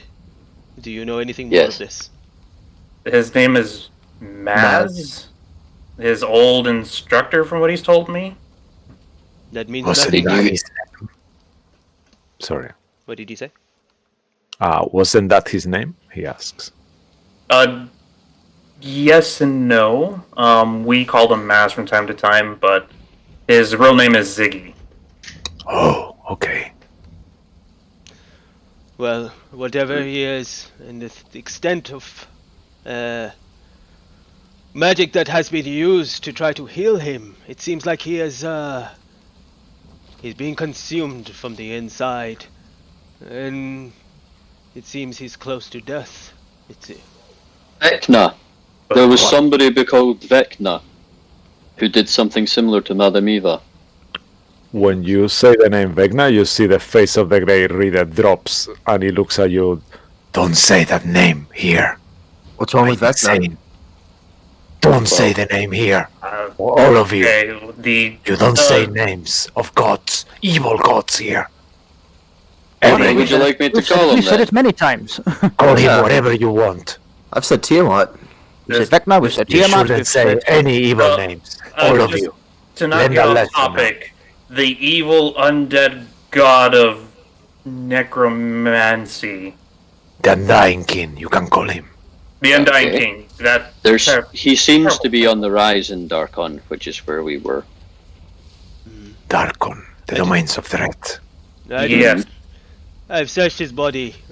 I do not see any symbology or some sort of magic influence that has been embedded by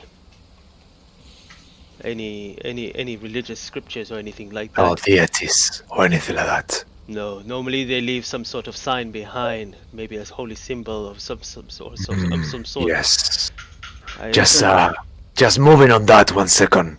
To all of you, If you are to be seekers, as you strive to be, you must learn the names of power, evil names and not of deities, and not to be mentioned.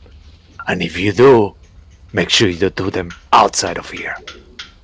Ruin's Bruce just no- gonna kind of like provoke the guy, and he's gonna go like, "Oh, so I don't see names like Tiamat." You know he's the great reader. As you provoke him, Ruin, make a what are you trying to achieve? Actually, let's do some kind of I'm just trying to see if he's really scared of the names. Like it's just a tease. make an Bruce insight. being an ass. Yeah, Ruin's being an ass. Bruce nudges Aki and says, "My bloody hell, we might be in trouble. We say these names all the time." Yeah, See. this With might an be our insight fault. check, you look at his face, and even though you try to wind him up, you can feel that your job is on the line here. You know, this is not the person you wanna. He's a great reader. He's one of the big bosses here. It's like you are mocking your CEO. One of them. You know, just pulling it out. Great reader. I'm not from here, so you'll have to. We're not really used to dealing with too much of these extra matters. I apologize for me and my group, but it is a little Alright. hard to not recognize the names of deities that are either trying to, at best, inconvenience or at worst, kill you. So You my can write apologies. them. My apologies. You can write them or whisper them. That's okay. but do But not in say them regards aloud. to my friend here, this is going to sound weird, so just bear with me here. He worked with cards, he saw futures, and he worked with ghosts, from what I could tell. You don't think a Readings. ghost is trying to get in? I do He, not he think. looks at the expert. Yeah, he go. Go ahead. It's just a guess. I really am not sure. Yes, Ulden, what do you think of this? As I mentioned before, Vizier Arg has told me the extent of things that have been tried with your friend here. Some of it required some sort of removal of curse, or possession, but this seems more in depth. I can source the problem to be the mind itself. Something is drawing all his life force towards this, and from that, there may be a way to help your friend, or it may be better for them to move on to the afterlife.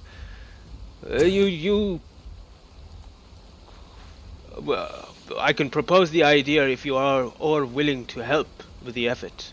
That is. I think Yes. we'd all like to hear it, of course. If he wants to die, he should probably choose on his own terms rather than us. Very well. Perhaps you may get the chance to do so with this method. What we will be required to do is to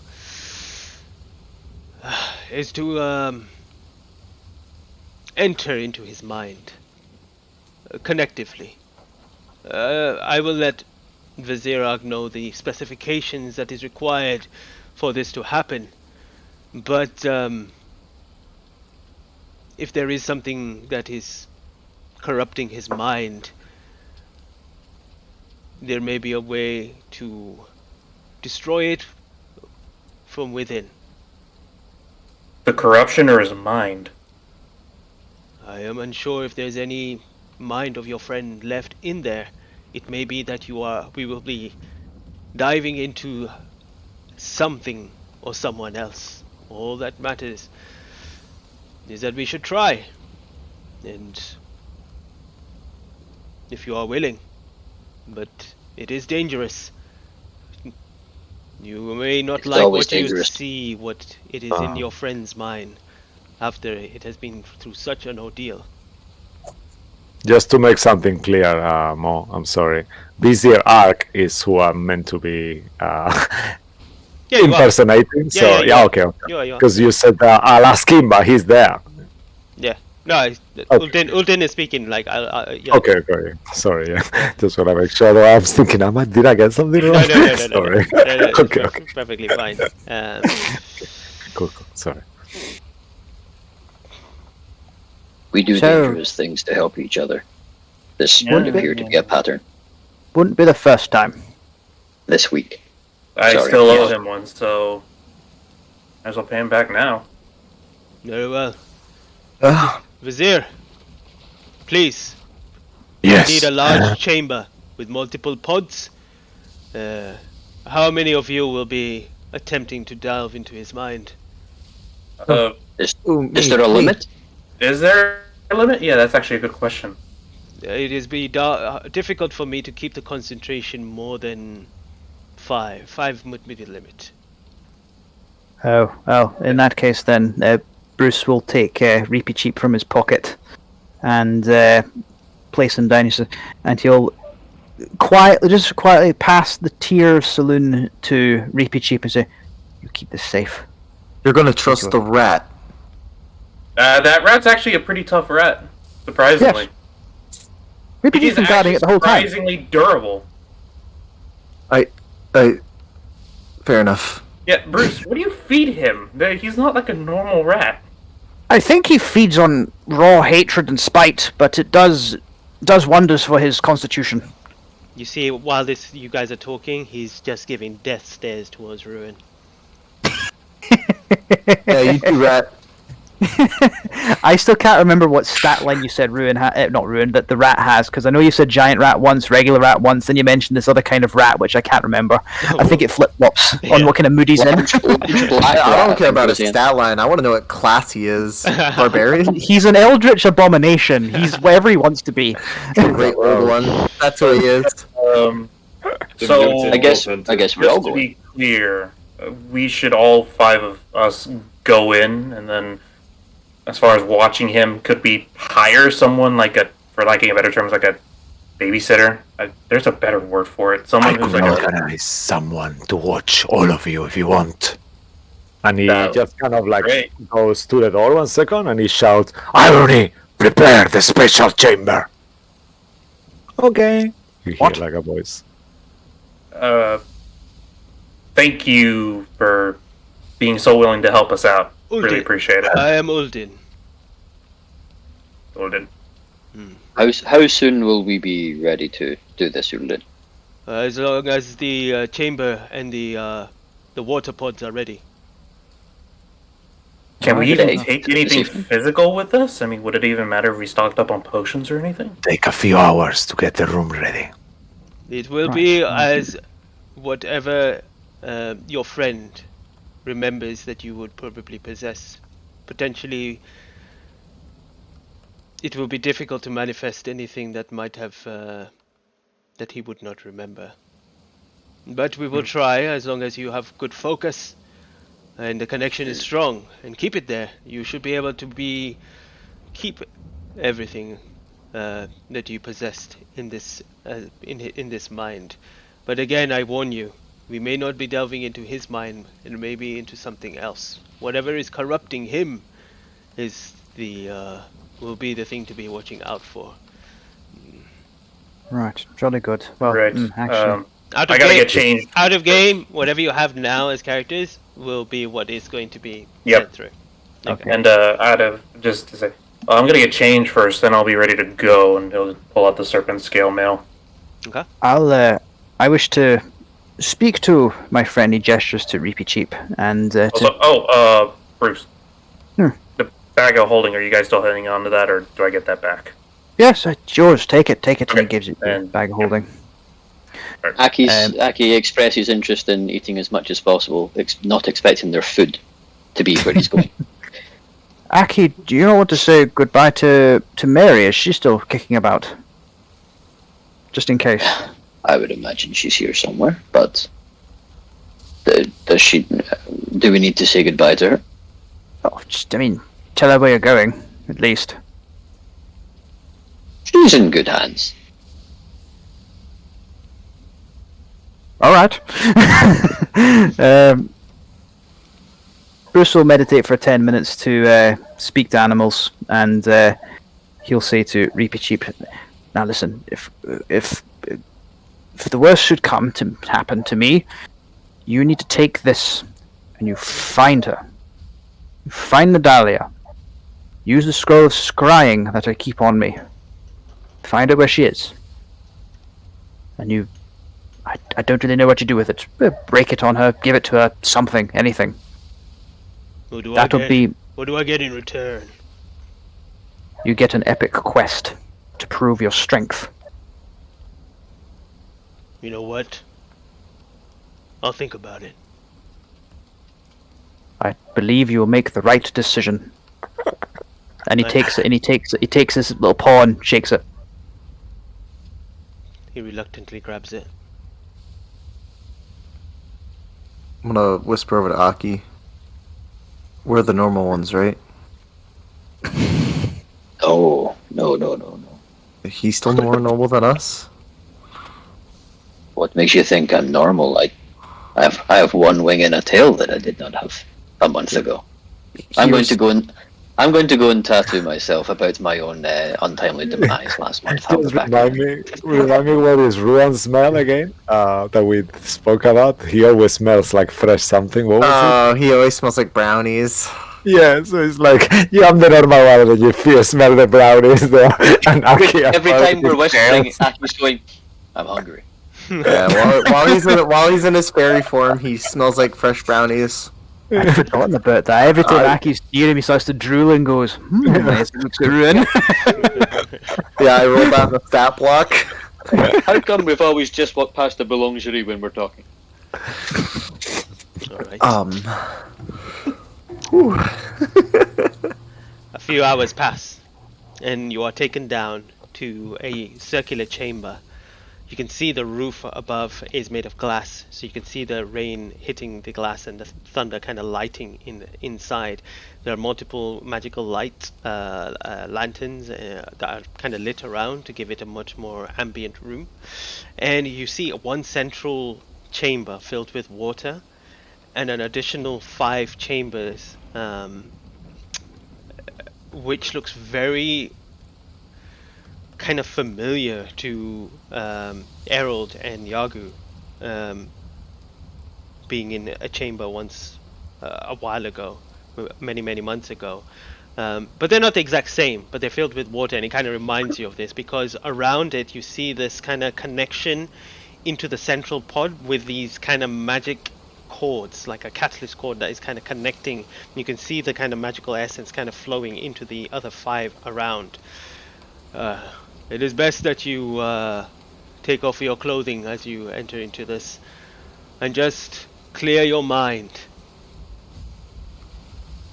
Yes. Do we have to take off the clothing? If you do wish your clothes to be wet, you can keep them on if you want, whatever you feel comfortable, but it is better to not weigh yourself down with things. Keep yourself as simple. Bruce is already undressed. Yeah. You say so, and This is not Harold is just gonna start getting undressed if you say so. Okay, Yeah. how undressed is everyone? I'm naked. I mean, I still have some bandages on my ass from when I cut off my tattoo, but other than that, you know, that's like... Oh, Errol, I don't think you should be wearing those. He goes to I rip get them a off. terrible infection. No! Oh, that looks deep. Son of Should I not have done that? I'm terribly sorry. Everyone that went fully naked, just make me a D20 roll, please. Yeah. And then, Oh no! Oh no! And you will see that this at this point goes away, and he says to the Delver, "I'll leave it with you." So. No, I got it. It didn't show up, but I got a 6. It didn't show up though. I got a 6. Do you consider Yoku naked if he still has a shell on him? You know you can get off your shell, so for you to be naked, you will need to get off your shell, I'm afraid. God, I thought that was a bet. I wait. didn't think it was No, a wait. thing. Yeah, Joko actually has to, because the moss is also on his shoulder, so he can take it with him. So he has to, yeah. Fair point. Ah, damn it, Bruce! Oh, that's a lucky roll. I'm gonna get you back. Ow. Wow, what a Welcome bad back, roll, Harold. right? What's going on there? How many teams what about? 2, 3, 4. Wait, are we missing someone? Who are we missing? No, that was mine. It didn't show up. It was a 6. Oh, It was a 6. Wow. It didn't show up. Yeah, I'm so it didn't scared. show up. You look towards Bruce, and As Ow. mighty as he is, his cock is also mighty. Bruce is just kind of standing there, kind of right here. You look at He's like, everyone can you else. imagine a Hulk Cox be like, Samantha? I want to cast reduce so bad on you.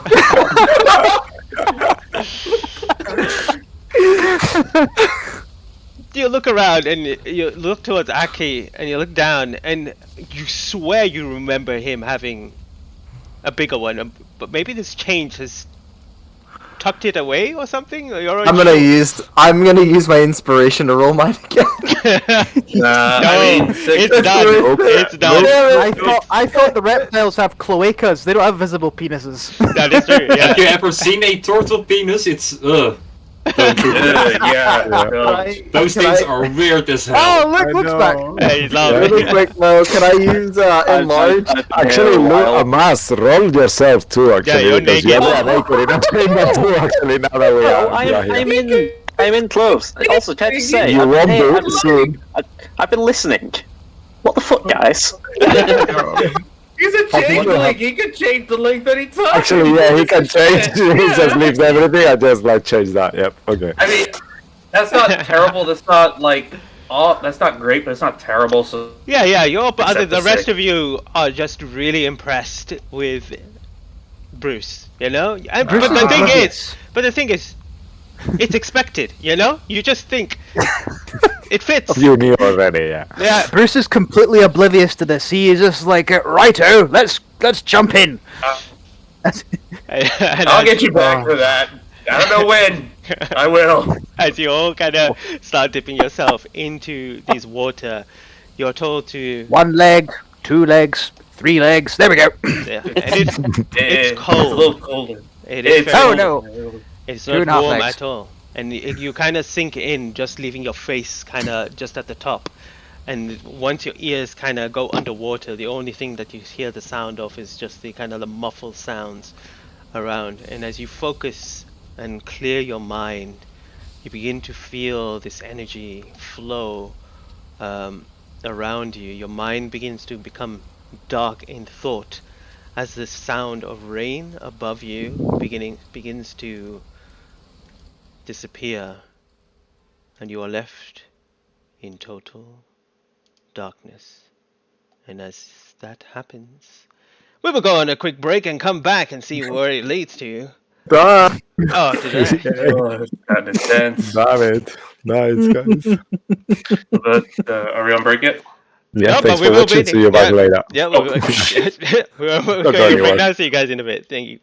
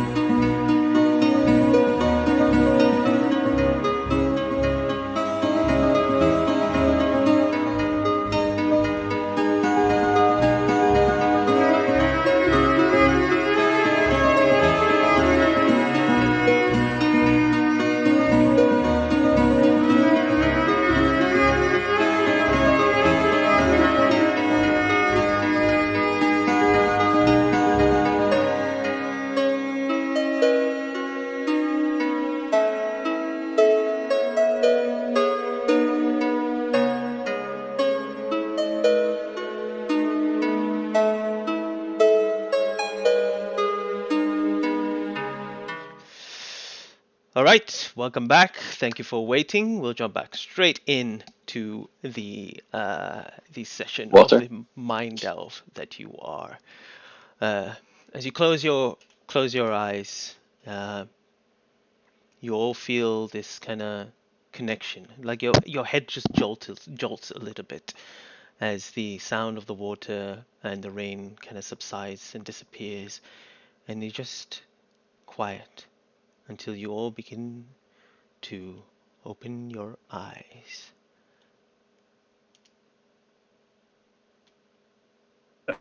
Did it work? Where are we?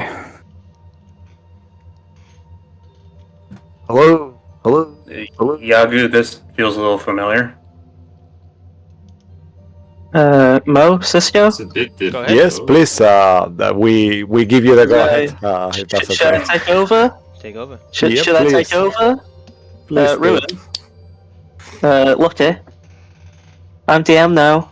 Be scared. Be frightened. Right. So as you all open your eyes, you start to feel like slight rushes, as if you're like you know when you're asleep and you just kind of feel like you're floating and falling back. You're starting to feel that from like a load of different directions, and then as you open your eyes, you see in front of you a door that you're starting to like race towards, and as you do, you fall into it and just kind of jolting and realize you're all standing up in a place 4 of you will remember. One of you've not seen before, however, it's slightly reminiscent. I will say to Aki and Bruce, you're fine, but Errol, Yadu, and Ruin, make me a history check. Gotcha. First roll of my DMing session. Isn't this fun? Oh, Let's see what we get. well, there you go. Okay. That's- Okay. Top to bottom.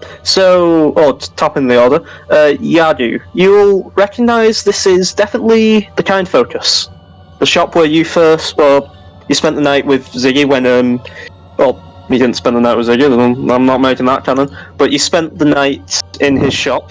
The night he revealed himself as a changeling. It's different though. You'll notice specifically that the floor around you, the decorations, the tables, don't look like the same materials. They're sort of rocky and craggy, and it looks.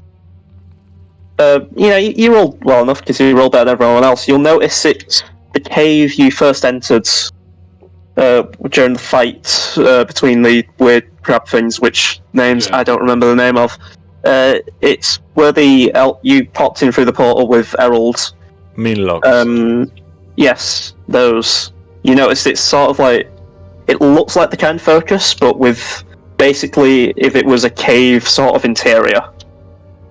You'll also just notice the floor is completely pitch black, despite like there's a 5-inch space around everyone, and it seems to like match that space around you and Errol specifically is like that same craggy, rocky material.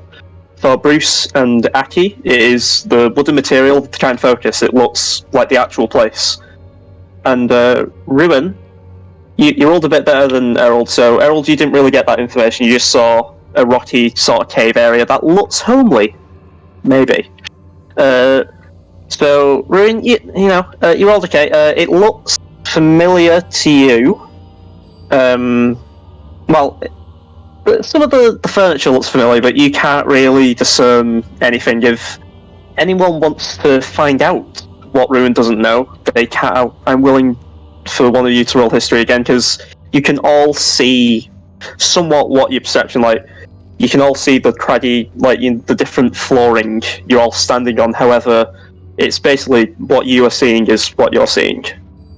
So you can see there's something weird where everyone's standing, or in Ruin's instance, flying. But other than that, this just seems like the shop you are known for. Say 5 feet in every direction around each of us. Yeah, so there's like a 5 foot, there's a circle around you where it's just a very different flooring, I suppose. you see the floor that you'd know would be in the kind focus.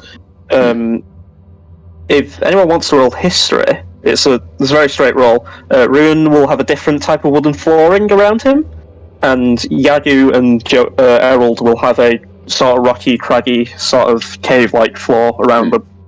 And like as they take steps, it'll just follow them around. I'll Okay. have a go. So as Yeah, he's rolling history, Harold's gonna attempt to reach for his rift spanner. Is there anything at all on him in that regard?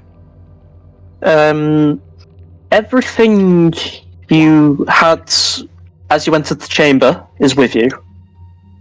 I will say you can try your best to manifest something, however it will be a very high intelligence check. I will say that much.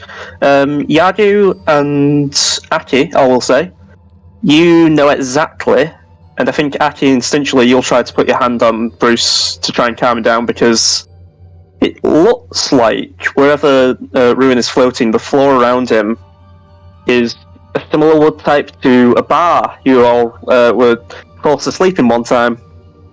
God, what was that? What was the name of that bar? I can't remember the bar exactly, but I think it was an issue with a book, maybe a bag, the destruction of some armor. I don't know. Who's to say? Maybe. I'm not going to say what it was, but yeah. So the slight difference, and you think maybe he's seen the pub where you all met Ruin. Well, that's all I'll say. Yeah, and you just kind of walking around. It's a very small space. I remember there's the back room and just the door into his office, which is also just a small bedroom, and that's the kind of focus at the minute. You're all kind of alone. Hear anything? Is it just us? I'd say roll perception. Yeah. I would like to attempt to manifest my rift spanner. So just straight intelligence. In straight intelligence. Okay. That is a 19. Oh, well, okay. That was definitely... Yeah, so as you do, you just, you hold out your hand, I'll go to you first, and as you do, this rift spanner just kind of starts to form, the shape of it forms specifically as, a mist, and just kind of becomes fully solid, and you can feel it now. You do have your rift spanner with you. Aki, you will notice, as you start to look around, a figure on what it looks like to be his what would have been Ziggy's usual seance table starts to form and just around, and just it looks like Ziggy in his half-elven form. It looks like Maz, but he's a bit dead. It looks like a very old, a few days. It looks like a corpse that's a few days old. And he's lying just on the seance table. No, he's just sat there on the seance table behind it, and he's just kind of waving to you all. Oh. And Okay. Aki will kind of walk over. Are there other chairs around the table? Yeah, as he waves his hand, enough chairs for you all to sit down sort of appear.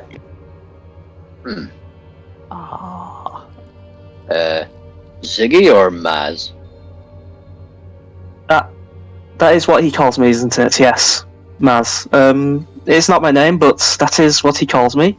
You can call me that if you'd like, but I don't think you'll be all here long enough to gain that such formality.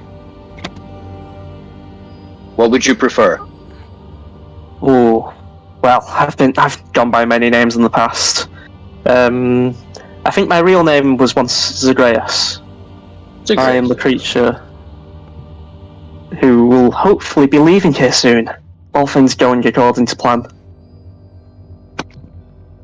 Aww. Where Is would it you something you like wanted? to go? Well, anywhere. I think I could really go anywhere after I've out of here. Where's Ziggy? What did you do to him? He's around here somewhere. He's around here somewhere. Insight check? Can you Insight check. help us find him?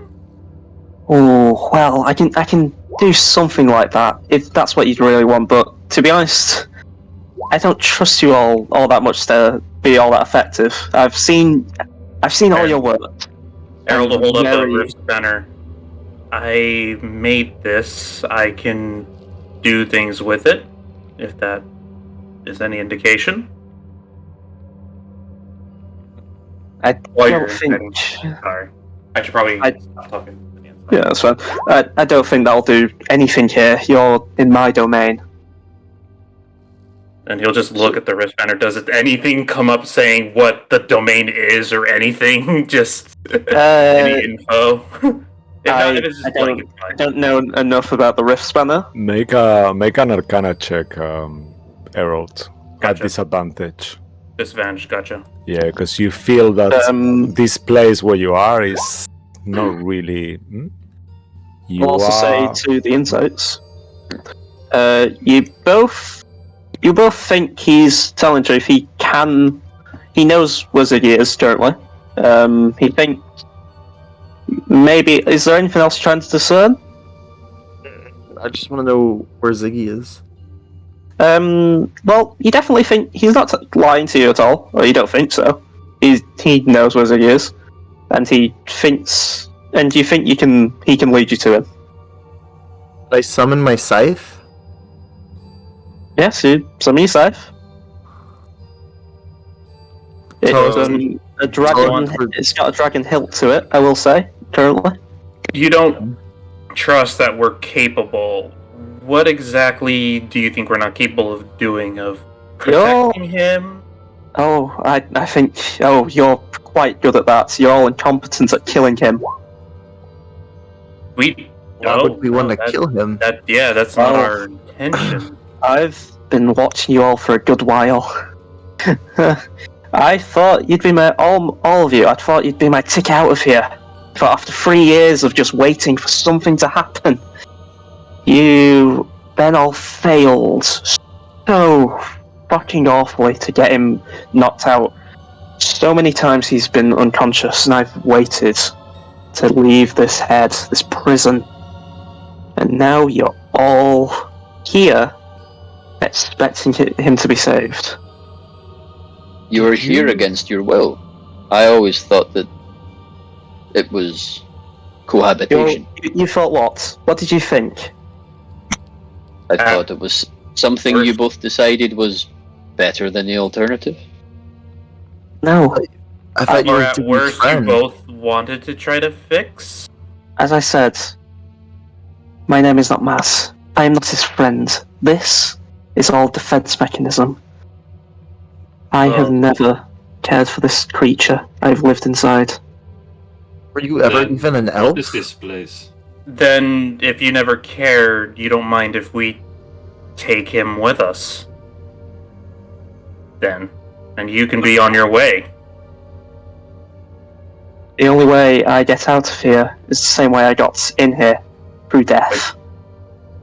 I'll also answer your questions. This is a mind palace, Shelley. This is the remains of your friend.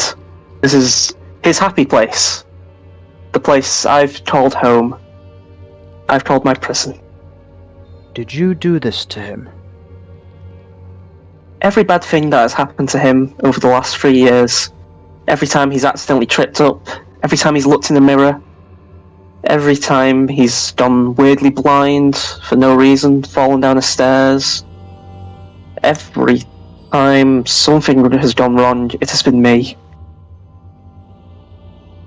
A few years ago, I got trapped here, and I found a defense mechanism. His changeling abilities saved me. As I entered his brain, it gave me some reference as I tried to as I tried to strengthen myself. And after a while, I found some comfort in just pissing him off. I thought, I'll eventually get round to it.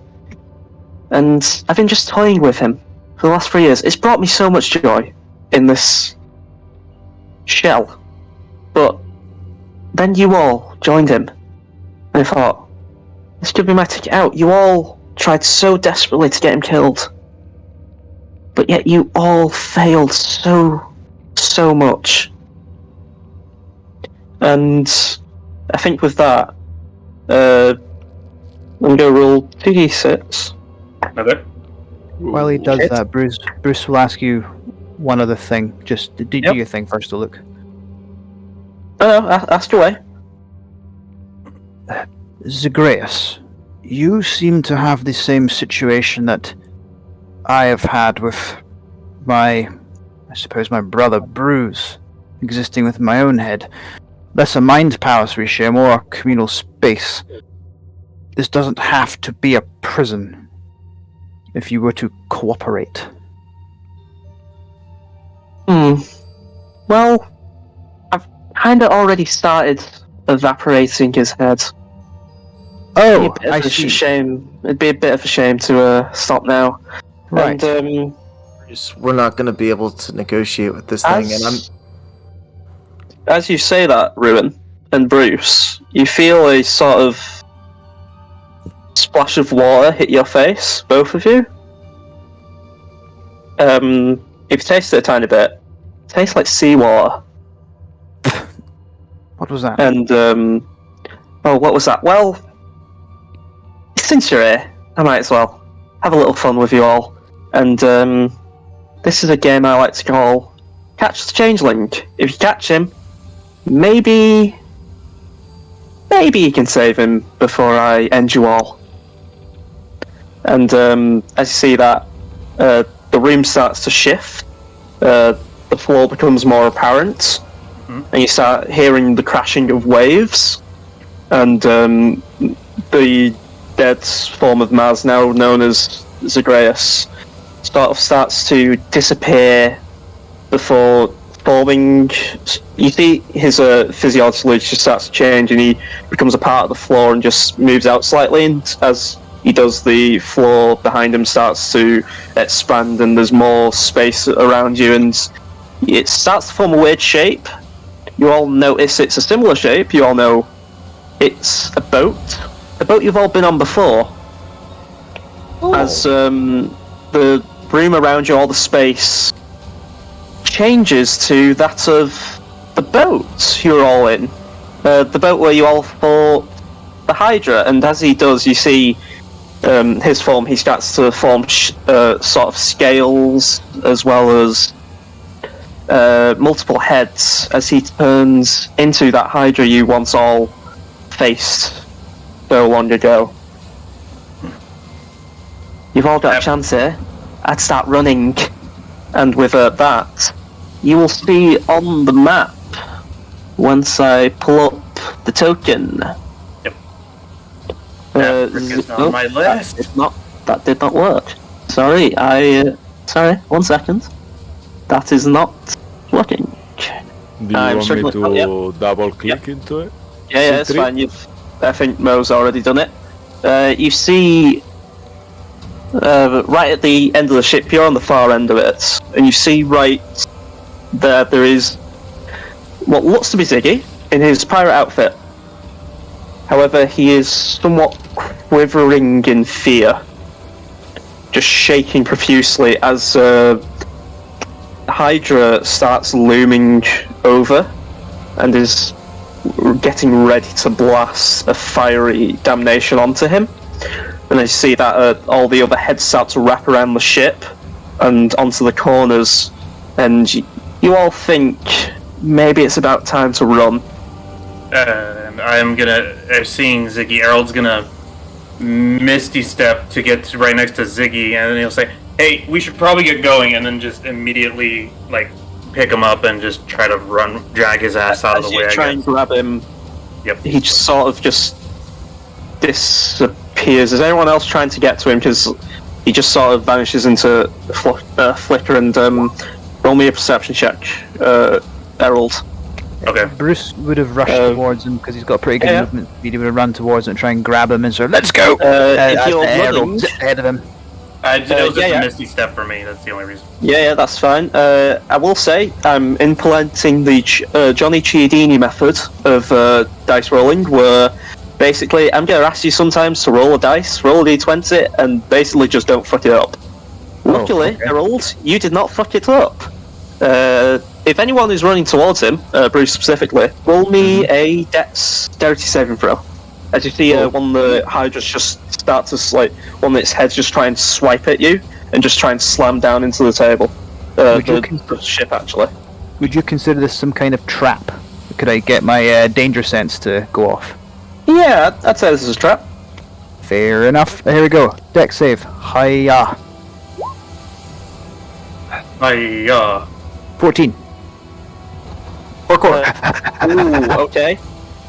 As you go and get it, you just get slapped a bit forward, and you. Oh, sorry, my dice are not organised. Sorry, now they are. Okay. And you're going to. Okay.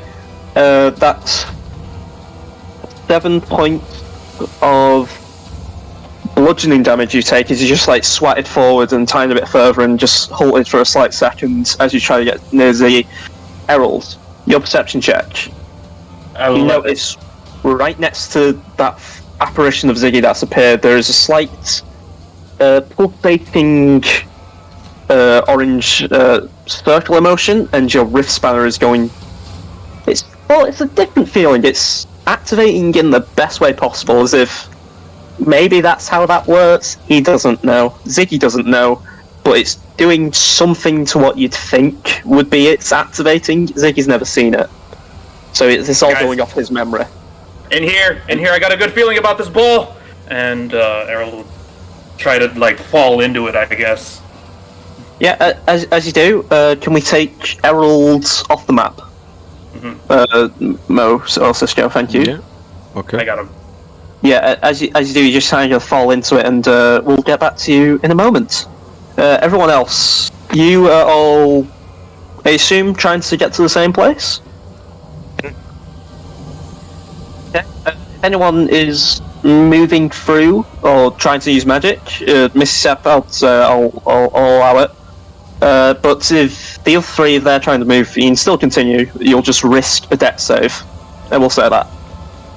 Aki's going to jump in between Yogu and Ruin, put a hand on both their shoulders, and vortex warp them both to that end of the ship beside the door. Fly, take yourself. Nope, that's not how this works. I have advantage of dexterity saving throws as well. Save yourself. Yeah. But okay, that's good. So those two, you are now at where this orange sort of portal is. What are you both doing? I remember Errol did say I got a good idea, and he leapt into it. I got a good feeling about this, as there's familiarity.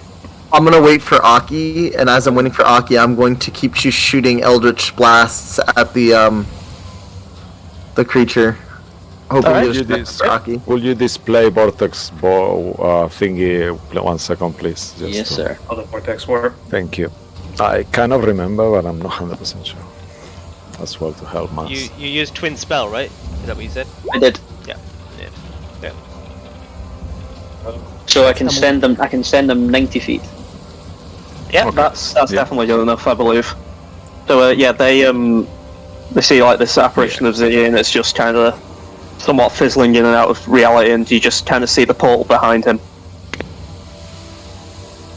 Christ, everyone's So that will teleporting be ahead. four sorcery points? No, 2, no? It's equal to the level of the spell to twin it. Yeah, So okay. 2. I thought so, yeah. Thank you. Come on, Aki, Spell, yeah. start running, and I'm Yeah, just gonna keep. Aki will start running as well. I don't know how far Alright, you'll allow him to. Yeah, just keep going. Make a dex check to get halfway to the ship. Yeah, let's say that. Dex check or dex save? Dex save. Sorry. Yeah, I got And, I got about halfway with 40 feet, so unless you'd retroactively let us do a dash, but Yeah, you can take your dash. I'd say get to halfway through the ship, and you can do that. Yeah. Yeah, Would you allow the me- dimension of the ship is not really accurate, that's why. Yeah. Right, okay. okay, I'm almost there. Not quite. Yeah.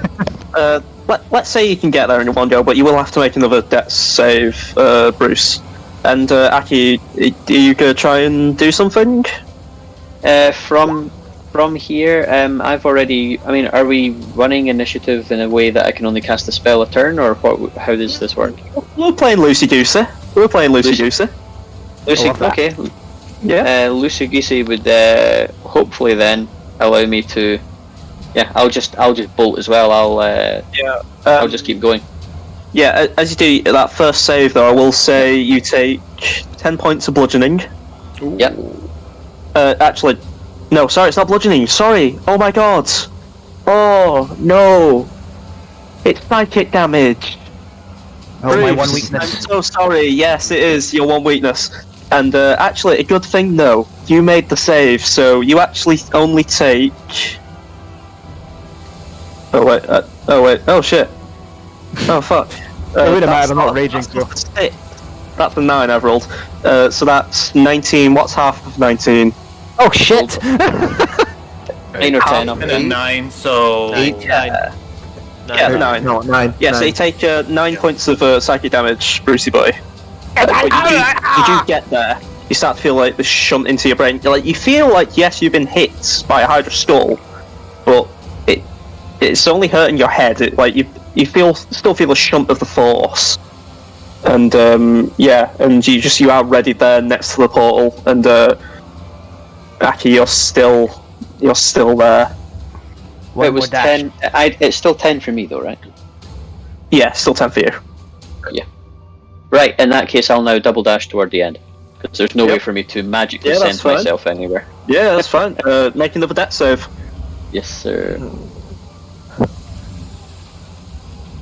I did not realize how much of a good move Misty Step was.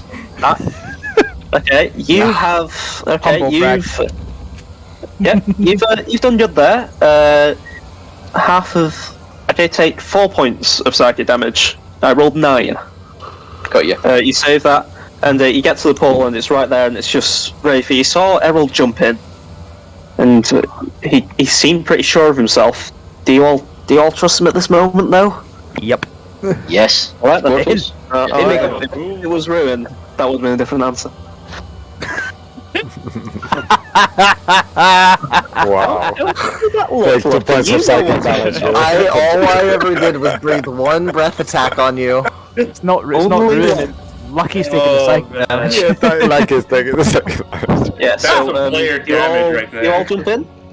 I tell you what, as we're all Yes. commoners here, 2 points of psychic damage is nearly fatal. That's a brain aneurysm, man. That's. Right, Who's we'll all go the through. last to go in? Who's the last to go in?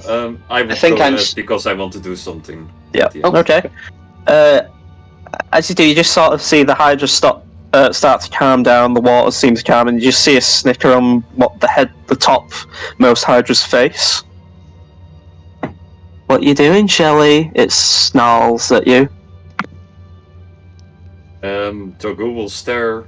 I believe it was over there when you had your mental breakdown on the ship, if I remember Was it? correctly. I believe so, and he will stare at it. Do I sense anything from it? I will even cast Divine Sense if I have to. Ooh. Okay, roll me a religion or arcana, whichever you'd like. Religion. Haha! Nope, I will inspiration this especially for you. Really? Oh, 18. wow. Okay. You are a special one. Wow, yeah, I feel it, thank you. You will not face my wrath too much. Yeah, so you sort of see at that point, like, maybe there's like a slight flicker of like where he is. Like there's remnants. You're feeling like he is here somewhat in spirit. There's not enough of him to make substance, so like you see a slight flicker of where he was meant to be, and it's sort of like shifting in between the actual sort of remnant that you're next to at the minute. It's sort of like a reverse Flash sort of situation where he's running so fast as a speed remnant, if you get that reference. Sorry if you don't. But yeah, it's sort of like zooming past and it just sort of ends and disappears as you get ready to go into the portal. But that's all you really can get. There's not much around here to just simply really sense. It's kind of all a bit of a mess, I'll say that. Before Toko jumps in, he will drop 1 gold coin with the sign of Eldad on it. On the ship. As you do, it just kind of lays there, and the Hydra just kind of looks down and is like, I was actually joking with you. Like, I am trying to kill you, but I don't actually know what you're doing. You know that? And it's just kind of there. You don't feel like you've lost anything? I don't know if that's what you were trying to do, but you don't feel any real difference to you, if that was your intention. What was your intention? Two things: to see if it will actually be a physical thing, and second of all, in case of locate objects, to go back to this place. Yeah, no, it sort of drops. It seems physical enough. And it just says, yeah, then Seems to be. Alright, after as you drop in. Will go into the portal as well. Yep. Okay. As you drop in, you sort of see everyone else there. Like, Errol is specifically stood up, but I think everyone else just waiting on it would probably be getting up. And as you see, you sort of like, it's as if like you jump in, but then gravity sort of shifts a bit, and you just kind of roll, and you don't really know what's happened. But like spatial awareness, you've sort of like tilted onto the ground. It's like you're now walking on what would be like a wall or something. You just kind of rolled into a different sort of gravitational space. And as it happens, you're all just now in a black void. I'd like... Yes. Yeah, Errol, actually, I'd like... what did you say? Sorry, can you repeat that? Oh, sorry. Yeah, Errol saying in character. Well, this is a change of pace. Sorry, I meant that character. Yeah, it all feels kind of familiar to all. A bit. There's a weird taste to the air. Like you can all feel in this black sort of void. Like if you ever tried to like, well, we did, most of us, with Halloween last week. You know, you're trying to breathe like something covering your face, and there's just like a weird taste to it. Like you can feel the material. You're sort of feeling. Like, you're feeling the material, like some sort of like veil over your face as you're trying to just breathe in this space. And you're just sort of in a calm sort of place. If anyone would like to try and investigate where you are, you just know it is kind of just pitch black. And we'll also say cast light on his quarterstaff. Yep. Same for Yaku. As you cast light, it sort of brightly shines, and you can see definitely. Like your all forms start to like bright and shine up. It's like you all start to see yourselves, and you're just kind of in like this dark space. Errol and Bruce, as wanderers, can you roll me a nature check? Gotcha. Sure. Just a real quick question. With my devil sight, is it still dark? 21? Oh, in that case, no, because it's magical darkness. I'd guess this would be the case. So you will see what these two would. Yeah, you would see what these two are actually going to meant to be see. You will see a forest that looks similar. If you want to give me a history check, Ruin, it's a very low roll. Just don't whiff it. And with your two very good nature rolls. Oh dear. Whip it. Okay, when I said whiff it, I meant don't roll a 1. So an 8's good enough. You will recognise. It looks. Oh wait, no, actually, shit. You went at Vermilion. I'm thinking of Grey. Sorry. You will recognise a town. You will recognise. It seems to be a fairly well-built town nearby, and you're sort of like in the forest, like sort of like a few miles out from it. But that's all you'll see. Like you're in the forest, and Bruce and Errol. You'll notice, like, you'll start to feel the ground, like, you feel you're on fairly solid ground. A bit, you can feel, like, difference in the texture, and, like, you're definitely in some sort of foresty area. It's just kind of very dark. Back to you, and you'll start to notice, like, yeah, you can just kind of feel a veil sort of over you, but everyone else, you just kind of see it covering them, basically. Just sort of a black veil that seems to transpire. And Mo, yes, this is. It just seems to be covering them. That's what you see, Ruin, as well. Upon touching on the ground, Bruce leans down and sort of feels the ground in the dark, and he's like, "Oh, this feels familiar. Harold, you recognize this land?" This is certainly a forest. It feels familiar. That's it. Yeah, I will also say you do feel similar vibe. Like you geographically, you know where you are. You two. Yeah, God, I think you're right, Bruce. In that case, bollocks. maybe if there's a town we could try wandering towards it. There's a certain goal this thing has, and if we can beat it, Aki's gonna pull out the mirror, which shines dim light for 5 feet. Not that that's going to make any difference. And he's going to use one of the enhance abilities from it. So Foxy's cunning, advantage on intelligence checks. Okay. I have a question for you, Luke. Oh, unless Yep. I've just with someone. Sorry. That's all right. I would like to try. Hold on, chaps. And Bruce will pull out the Maz's, as I've called it, Maz's mirror of sending, and he's going to try and send a message to Ziggy specifically, not this Zagreus individual. It's just like, Okay.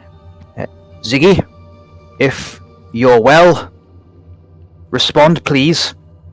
Where are you? How do we help you? That's all I have. Interesting. Yeah, you'll get a response. However, it doesn't feel like it's from the mirror. As you do, the veil around you all just sort of seems to fizzle out and fade. And you all start to see you are in the forest, and you both made the right assumption. It is Vermilion, or close about. It's like maybe the forest you were passing as you were entering Vermilion, and it's definitely a sort of space that you all know, and it looks a bit. I'd say the world is younger. It looks Vermilion seems a bit more fresher at the walls you see, and you come back, and then. Yeah, you see the reason why it doesn't feel like your response is coming from the mirrors because there's a little boy in front of you. What does he look like? Oh, well, that's the thing. You look at him at first and he looks just like you, and then he shifts and looks a bit like Aki, and then he shifts again and keeps looking like a lot of different people, and it seems uncontrollable, and then he'll shift into a changeling. A young boy, at least you know the face similar. It is Ziggy, and he's like, "Hey Bruce, I'm here." Harold towards him to give him a big hug. Harold will pull out one of his good berries that he had. Please be here. Please be here. It's there. And he'll pull out a good berry. Here, boy, eat something. Oh, I'm not really meant to have food from strangers. My parents don't like it. My name's Harold. We're not strangers. Could I We're good friends. insight check? Do I really think that's Harold? Sorry, Ziggy. Yeah, insight. And Harold never returned to the forest. Harold's roll history. Oh my Okay. History. god! Yeah, and dealt with it. Ruin, this feels like Ziggy. It looks very young, but he keeps shifting in and out. 13. Harold, why did Ziggy mention his parents? He's an orphan. He told you that. God. Oh dear, What? Bruce fucked up. Why did he mention his parents? I'll just let you sit on that. As Bruce is hugging him, he says, "Wait a minute. Bruce. What?" And Harold will put away Bruce, and he'll pull out a short sword. Let him go. That's not him. What? Of course it is. Bruce, Look at his that's not shift him. and everything. He's an orphan, Bruce. He drops him. Alright, yeah, I'm sorry, I'm not meant to be. Are you? Zagarius? My name's Ziggy. Actually, I am meant to be looking for some. Have you seen my parents around? And as he does, he says that it sort of fizzles out. He fizzles out again, it disappears, and you actually see at the a bit further along in the path, you do see two older people. Two, I think. Mo and Cisco, can you describe what they see? You see Andros is a kind of like young man. You wouldn't think he will have a son, but you see on his wrinkles that he has lived, even though he's kind of young, on his 30s maybe, 30 something. But he's deceitful. He seems kind of like a stern look, quite angry face, kind of blue eyes. And in terms of body structure, he's very similar to Ziggy, apart from the face. His face is like angry. And then you see also a woman, Gwyneth. How does Gwyneth look like? You see where the features of his face comes from when Ziggy sleeps in his changeling form, as you see a woman who is also a changeling. Her hair is a bit more kind of matted. In this state, she looks a bit frustrated and scowling kind of towards the direction that you guys are kind of looking at. You don't know if she's looking at you or something like that. And she has a face of disappointment. Before you continue on with this conversation, Bear, Bruce does turn to the rest of the crew, Errol in particular, I have to mention about Ziggy being the officer. Errol, I think, if I remember rightly, Ziggy, at least in third, he's significantly older than he looks. Maybe not quite as old as you, but certainly much older than myself or Aki. He would not always have been an orphan, remember? Perhaps he's forgotten, depending on what happened? The thing is, he doesn't remember any of it. To his knowledge, Bruce, he doesn't have any. You also roll me a history check. Sure thing. Oh, where's my pickaxe? Defense mechanisms. That's what the other one was saying. This could all be what he hopes. As this is happening, you'll feel a slight weight on your shoulder as well. Yadu, actually, you feel a slight weight on your shoulder. And that little boy, that changeling boy, is back in. He's like, "Oh, thank you guys." And he just sort of shifts back out and will teleport to them. You will remember another conversation you had as well, Bruce. Remember a specific word, a specific phrase you and Ziggy once had around the fireside. And he said, "Oh, I've always been on my own. It's all I remember." All he remembers. Oh God, Harold, you've also figured that out. He's all he's ever remembered. And with that, I'll lead back to Mo and Cisco. You see that the man is looking so angry towards the boy. "You piece of shit! Why did you leave without finishing your chores? What do you think? That we are here to support you forever? Casme, I was so happy that I thought you finally left." And he looks towards the woman. "You disgraces! In front of the Queen of Air and Darkness! How dare you! How can we even call you our child? I cannot bear to see him. He's caused us to be banished! Banished from the Unseelie Court! We're going to be hunted! Yes, we are ashamed because of you! I wish you were never born!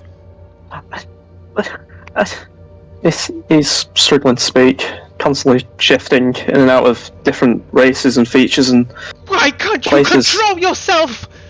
It's not even worth it of that. And you see that the father changes his form to kind of like a much menacing looking like an orc all of a sudden. Not related to you, Bruce. But at this conversation happens and he hears like two parents saying they're ashamed of their son. That's a real trigger point for Bruce, and he marches forward and is in the best sort of "I am a nobleman better than you" sort of voice. He's like, "How dare you talk down to your son like that?" With a 17, Ziggy, he double crosses your face and completely ignores you before you get there, Bruce. You see like a slap that will kind of knock out a man. He's just been inflicted on this boy. I will also say, Bruce, as you walk towards them, they'll disappear and reappear in a different space. Bruce, I don't think any of this is real. If anyone wants to roll an intelligence check, they're more willing to figure out what's going on here. Sure. We're beyond the plains, I know that much. Also, if anyone wants to ascertain anything about the silly cord. That is what Oh my we need say. God. You can also make. Um, Can I roll Okay. double digits, please? Yagu, do you want to roll anything? No, he will just look furious. Yeah. This is the Um, angriest Bruce has been without yeah, going into a rage and bringing Bruce out. Actually, you'll notice, like, just this place seems a bit odd and iffy. Maybe the Ziggy you spoke to was a manifestation, but then something just shifted and the rules aren't always... Everything's loosey-goosey.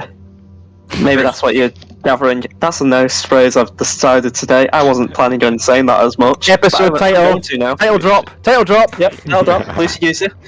Yeah, you see, start that and then we continue back to the family. They're still going over the situation. It keeps replaying, actually, until there's a moment where...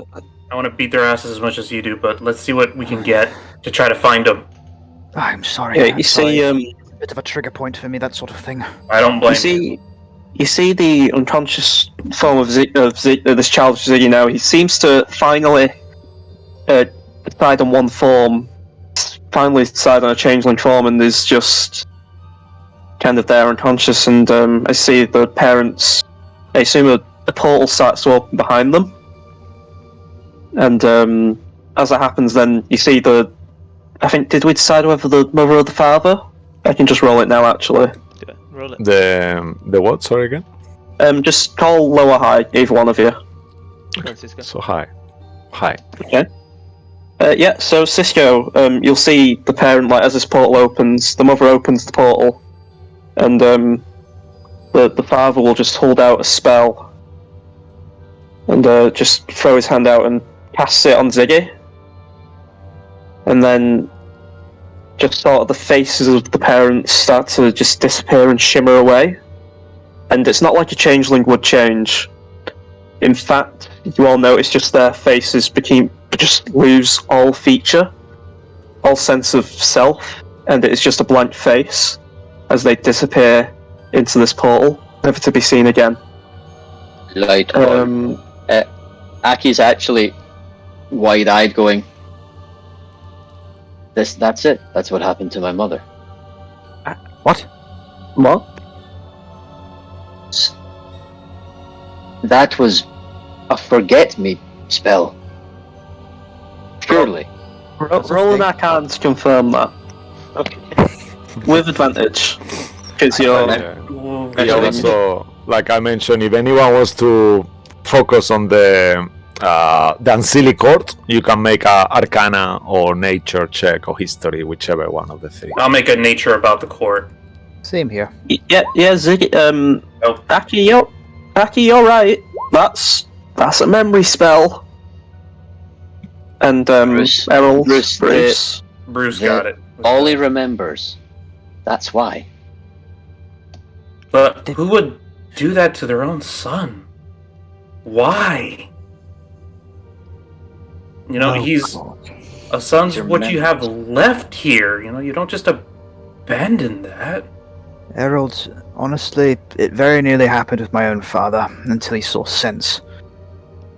The pride is governing their decisions, not the love for the family.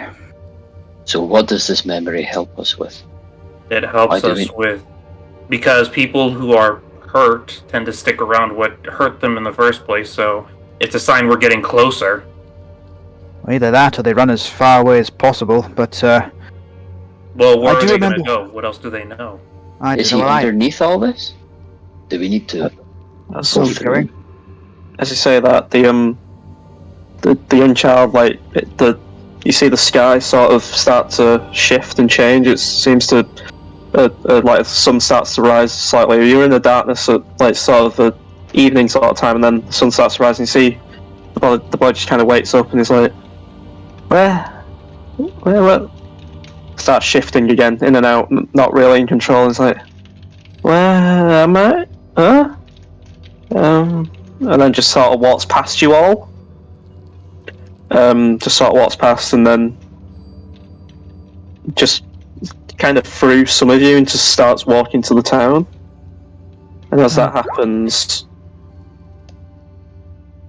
Yeah, I will do, Mo. Thank you for reminding me, Ross. As that happens, then he just disappears. You're all just kind of left in the forest until Maz reappears just in front of you all and says, "Okay, I didn't. You're good. I'll get you that. I didn't think you'd get here.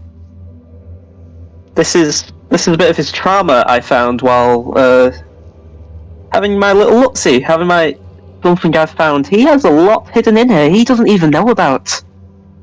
Clearly. I mean, you know about this now. If you do save him, will you tell him? Will you hurt him? Will you? The only yes. person we're Tell going us where to... he is now. Well, he's right here, and as he does, he snaps his hand. You also say, Maz's form seems to be becoming more alive. Like he's like less cuts and less burns as we getting closer to a certain point in Ziggy's mind. As he snaps his fingers, he's right here, and he'll show you. You all know the exact direction where Marion is, actually. That you see the building is formed from the trees of the church where the werebears were. And as you see that, you see out forms a very large werebear, recently turned werebear. Oh no, Appears holding up a changeling by the throat, no, with a very large claw ready at the neck. Don't show me this, I don't. And it's more of a marionette. It's like a statue, like just kind of like a little reminder of what he's like. He's right here, and just Sir Grace looks at this and he's like, ready for the pickings. Some of you all had your chance to get rid of him. This was the first moment, actually. If you remember, he dropped his form. He dropped everything the night you all figured him out. Funny. The night you almost all figured me out, if I remember correctly as well. There was some dicey moments there. But I kept playing along in his head, and here he is. But then you all stopped him as you see another flicker. Yadu just randomly appears, replacing the werebear, and instead of putting a claw to his throat, is actually healing him. It's all like quick sort of flashes and like pictures, like you're seeing a 3D image, sort of like projection. But then it never.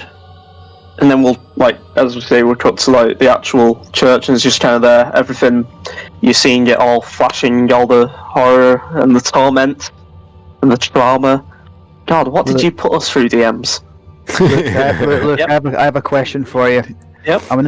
I'd like to do as Bruce a wisdom saving throw to try and prevent Bruce from taking the wheel. Would you like to set a DC or? Yeah, I have a fun rule for setting DCs. I was telling Mo and Cisco about. I roll 2d20 and take the higher roll. Okay. See if. Okay. Yep. Roll a wisdom save. All right. So if I fail, Bruce will come out. He's going to start swinging at the with his sword at the whatever images appear to be of Grey, either in werebear form or otherwise.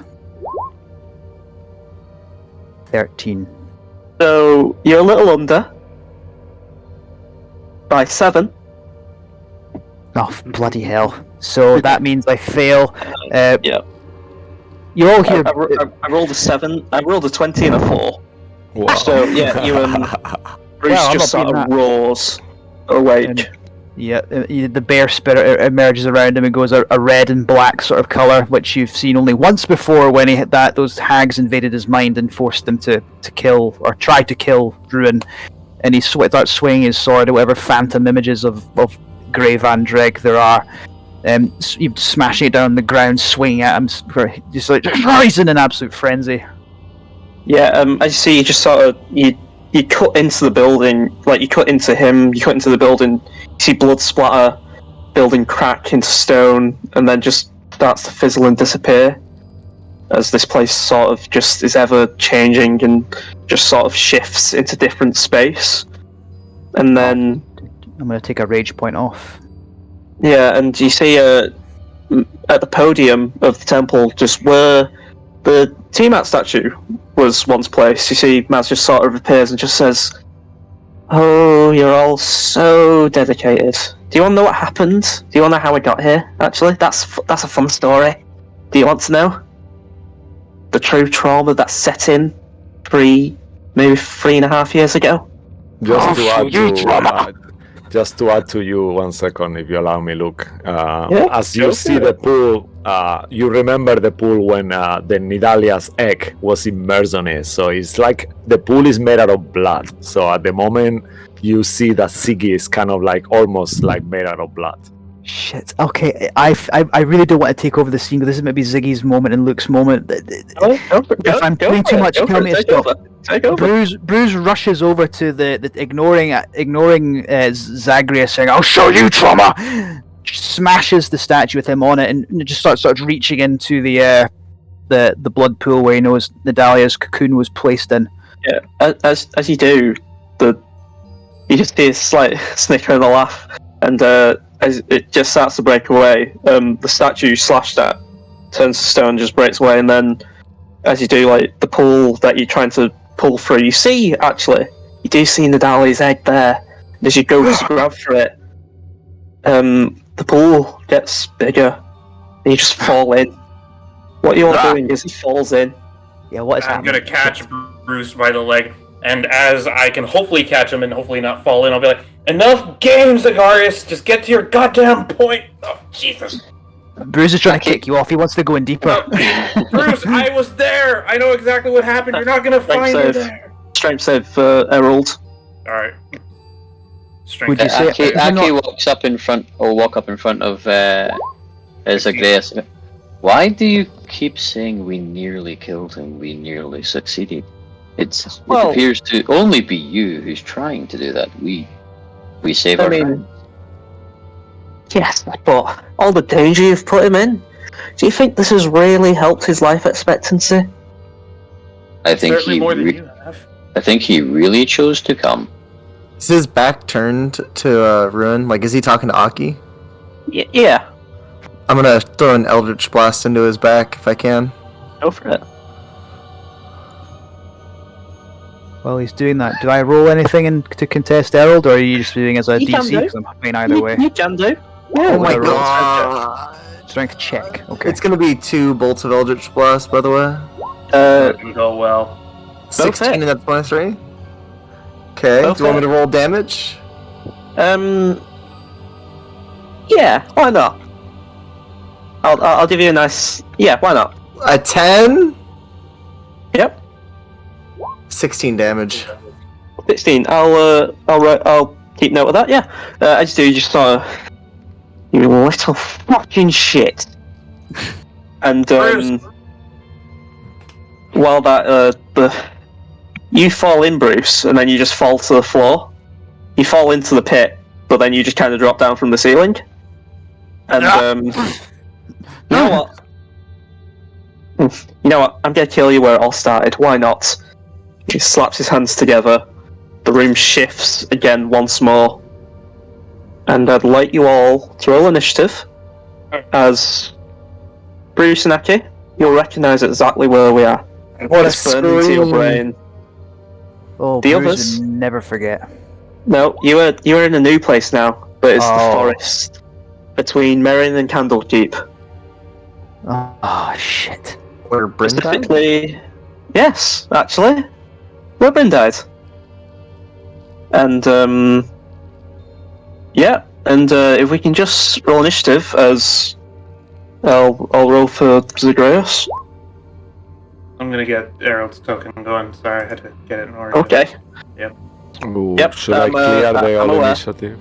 Maybe? Yeah, clear it. I'll. Okay. Oh, let me roll again because I get advantage Yeah, now. I'm sorry, guys. Yep. Yep. Sorry, this is a bit flabbergasted. I'm running through this a bit quicker than I intended to. No Hope you're worries. having fun, though. We did push it. Let's be honest here. We did push it. it's That fine. bit there. Hope you're all having fun though. I have a fun Yeah. session planned for next week. This has That's been great. the Ruin I wanted. Oh my god, guys! I mean, makes sense for Bruce. He's picking himself up off the floor. Yeah. Can the we other- do a hidden roll for for Maz, I guess. I've rolled it. Oh, you rolled it. Good. Yeah. If you can just add him in, I'll Okay. I'll Do play you it in. want to kind of quickly describe what they see as they kind of? Yeah, so you do see the sort of Feywild-esque forests that you've all seen, and then as you do see Ziggy and Maz. They're there together. Anyone looking, they do look... Ziggy looks younger, about 3 years younger than when you met him, and Maz looks alive, full of life. They're travelling towards Candlekeep, actually. You see that, and then you see just a large sort of vampire, somewhat wounded, very much wounded, running from what seemed to be an angry mob, just latch onto Maz, killing, striking and clawing, slashing, biting. You all then realise the wounds that the Maz you all saw in the shop start to match, and then the Maz in front of you all starts to throw a spell that just shoots a lance into both the vampire and Maz. They both drop to the floor dead. While this is all happening, Ziggy's got caught in the crossfire, is knocked unconscious. And then you all think, right, if this is what should have happened, you all thought, right, this is where Ziggy would have, or Maz would have entered Ziggy's mind somehow.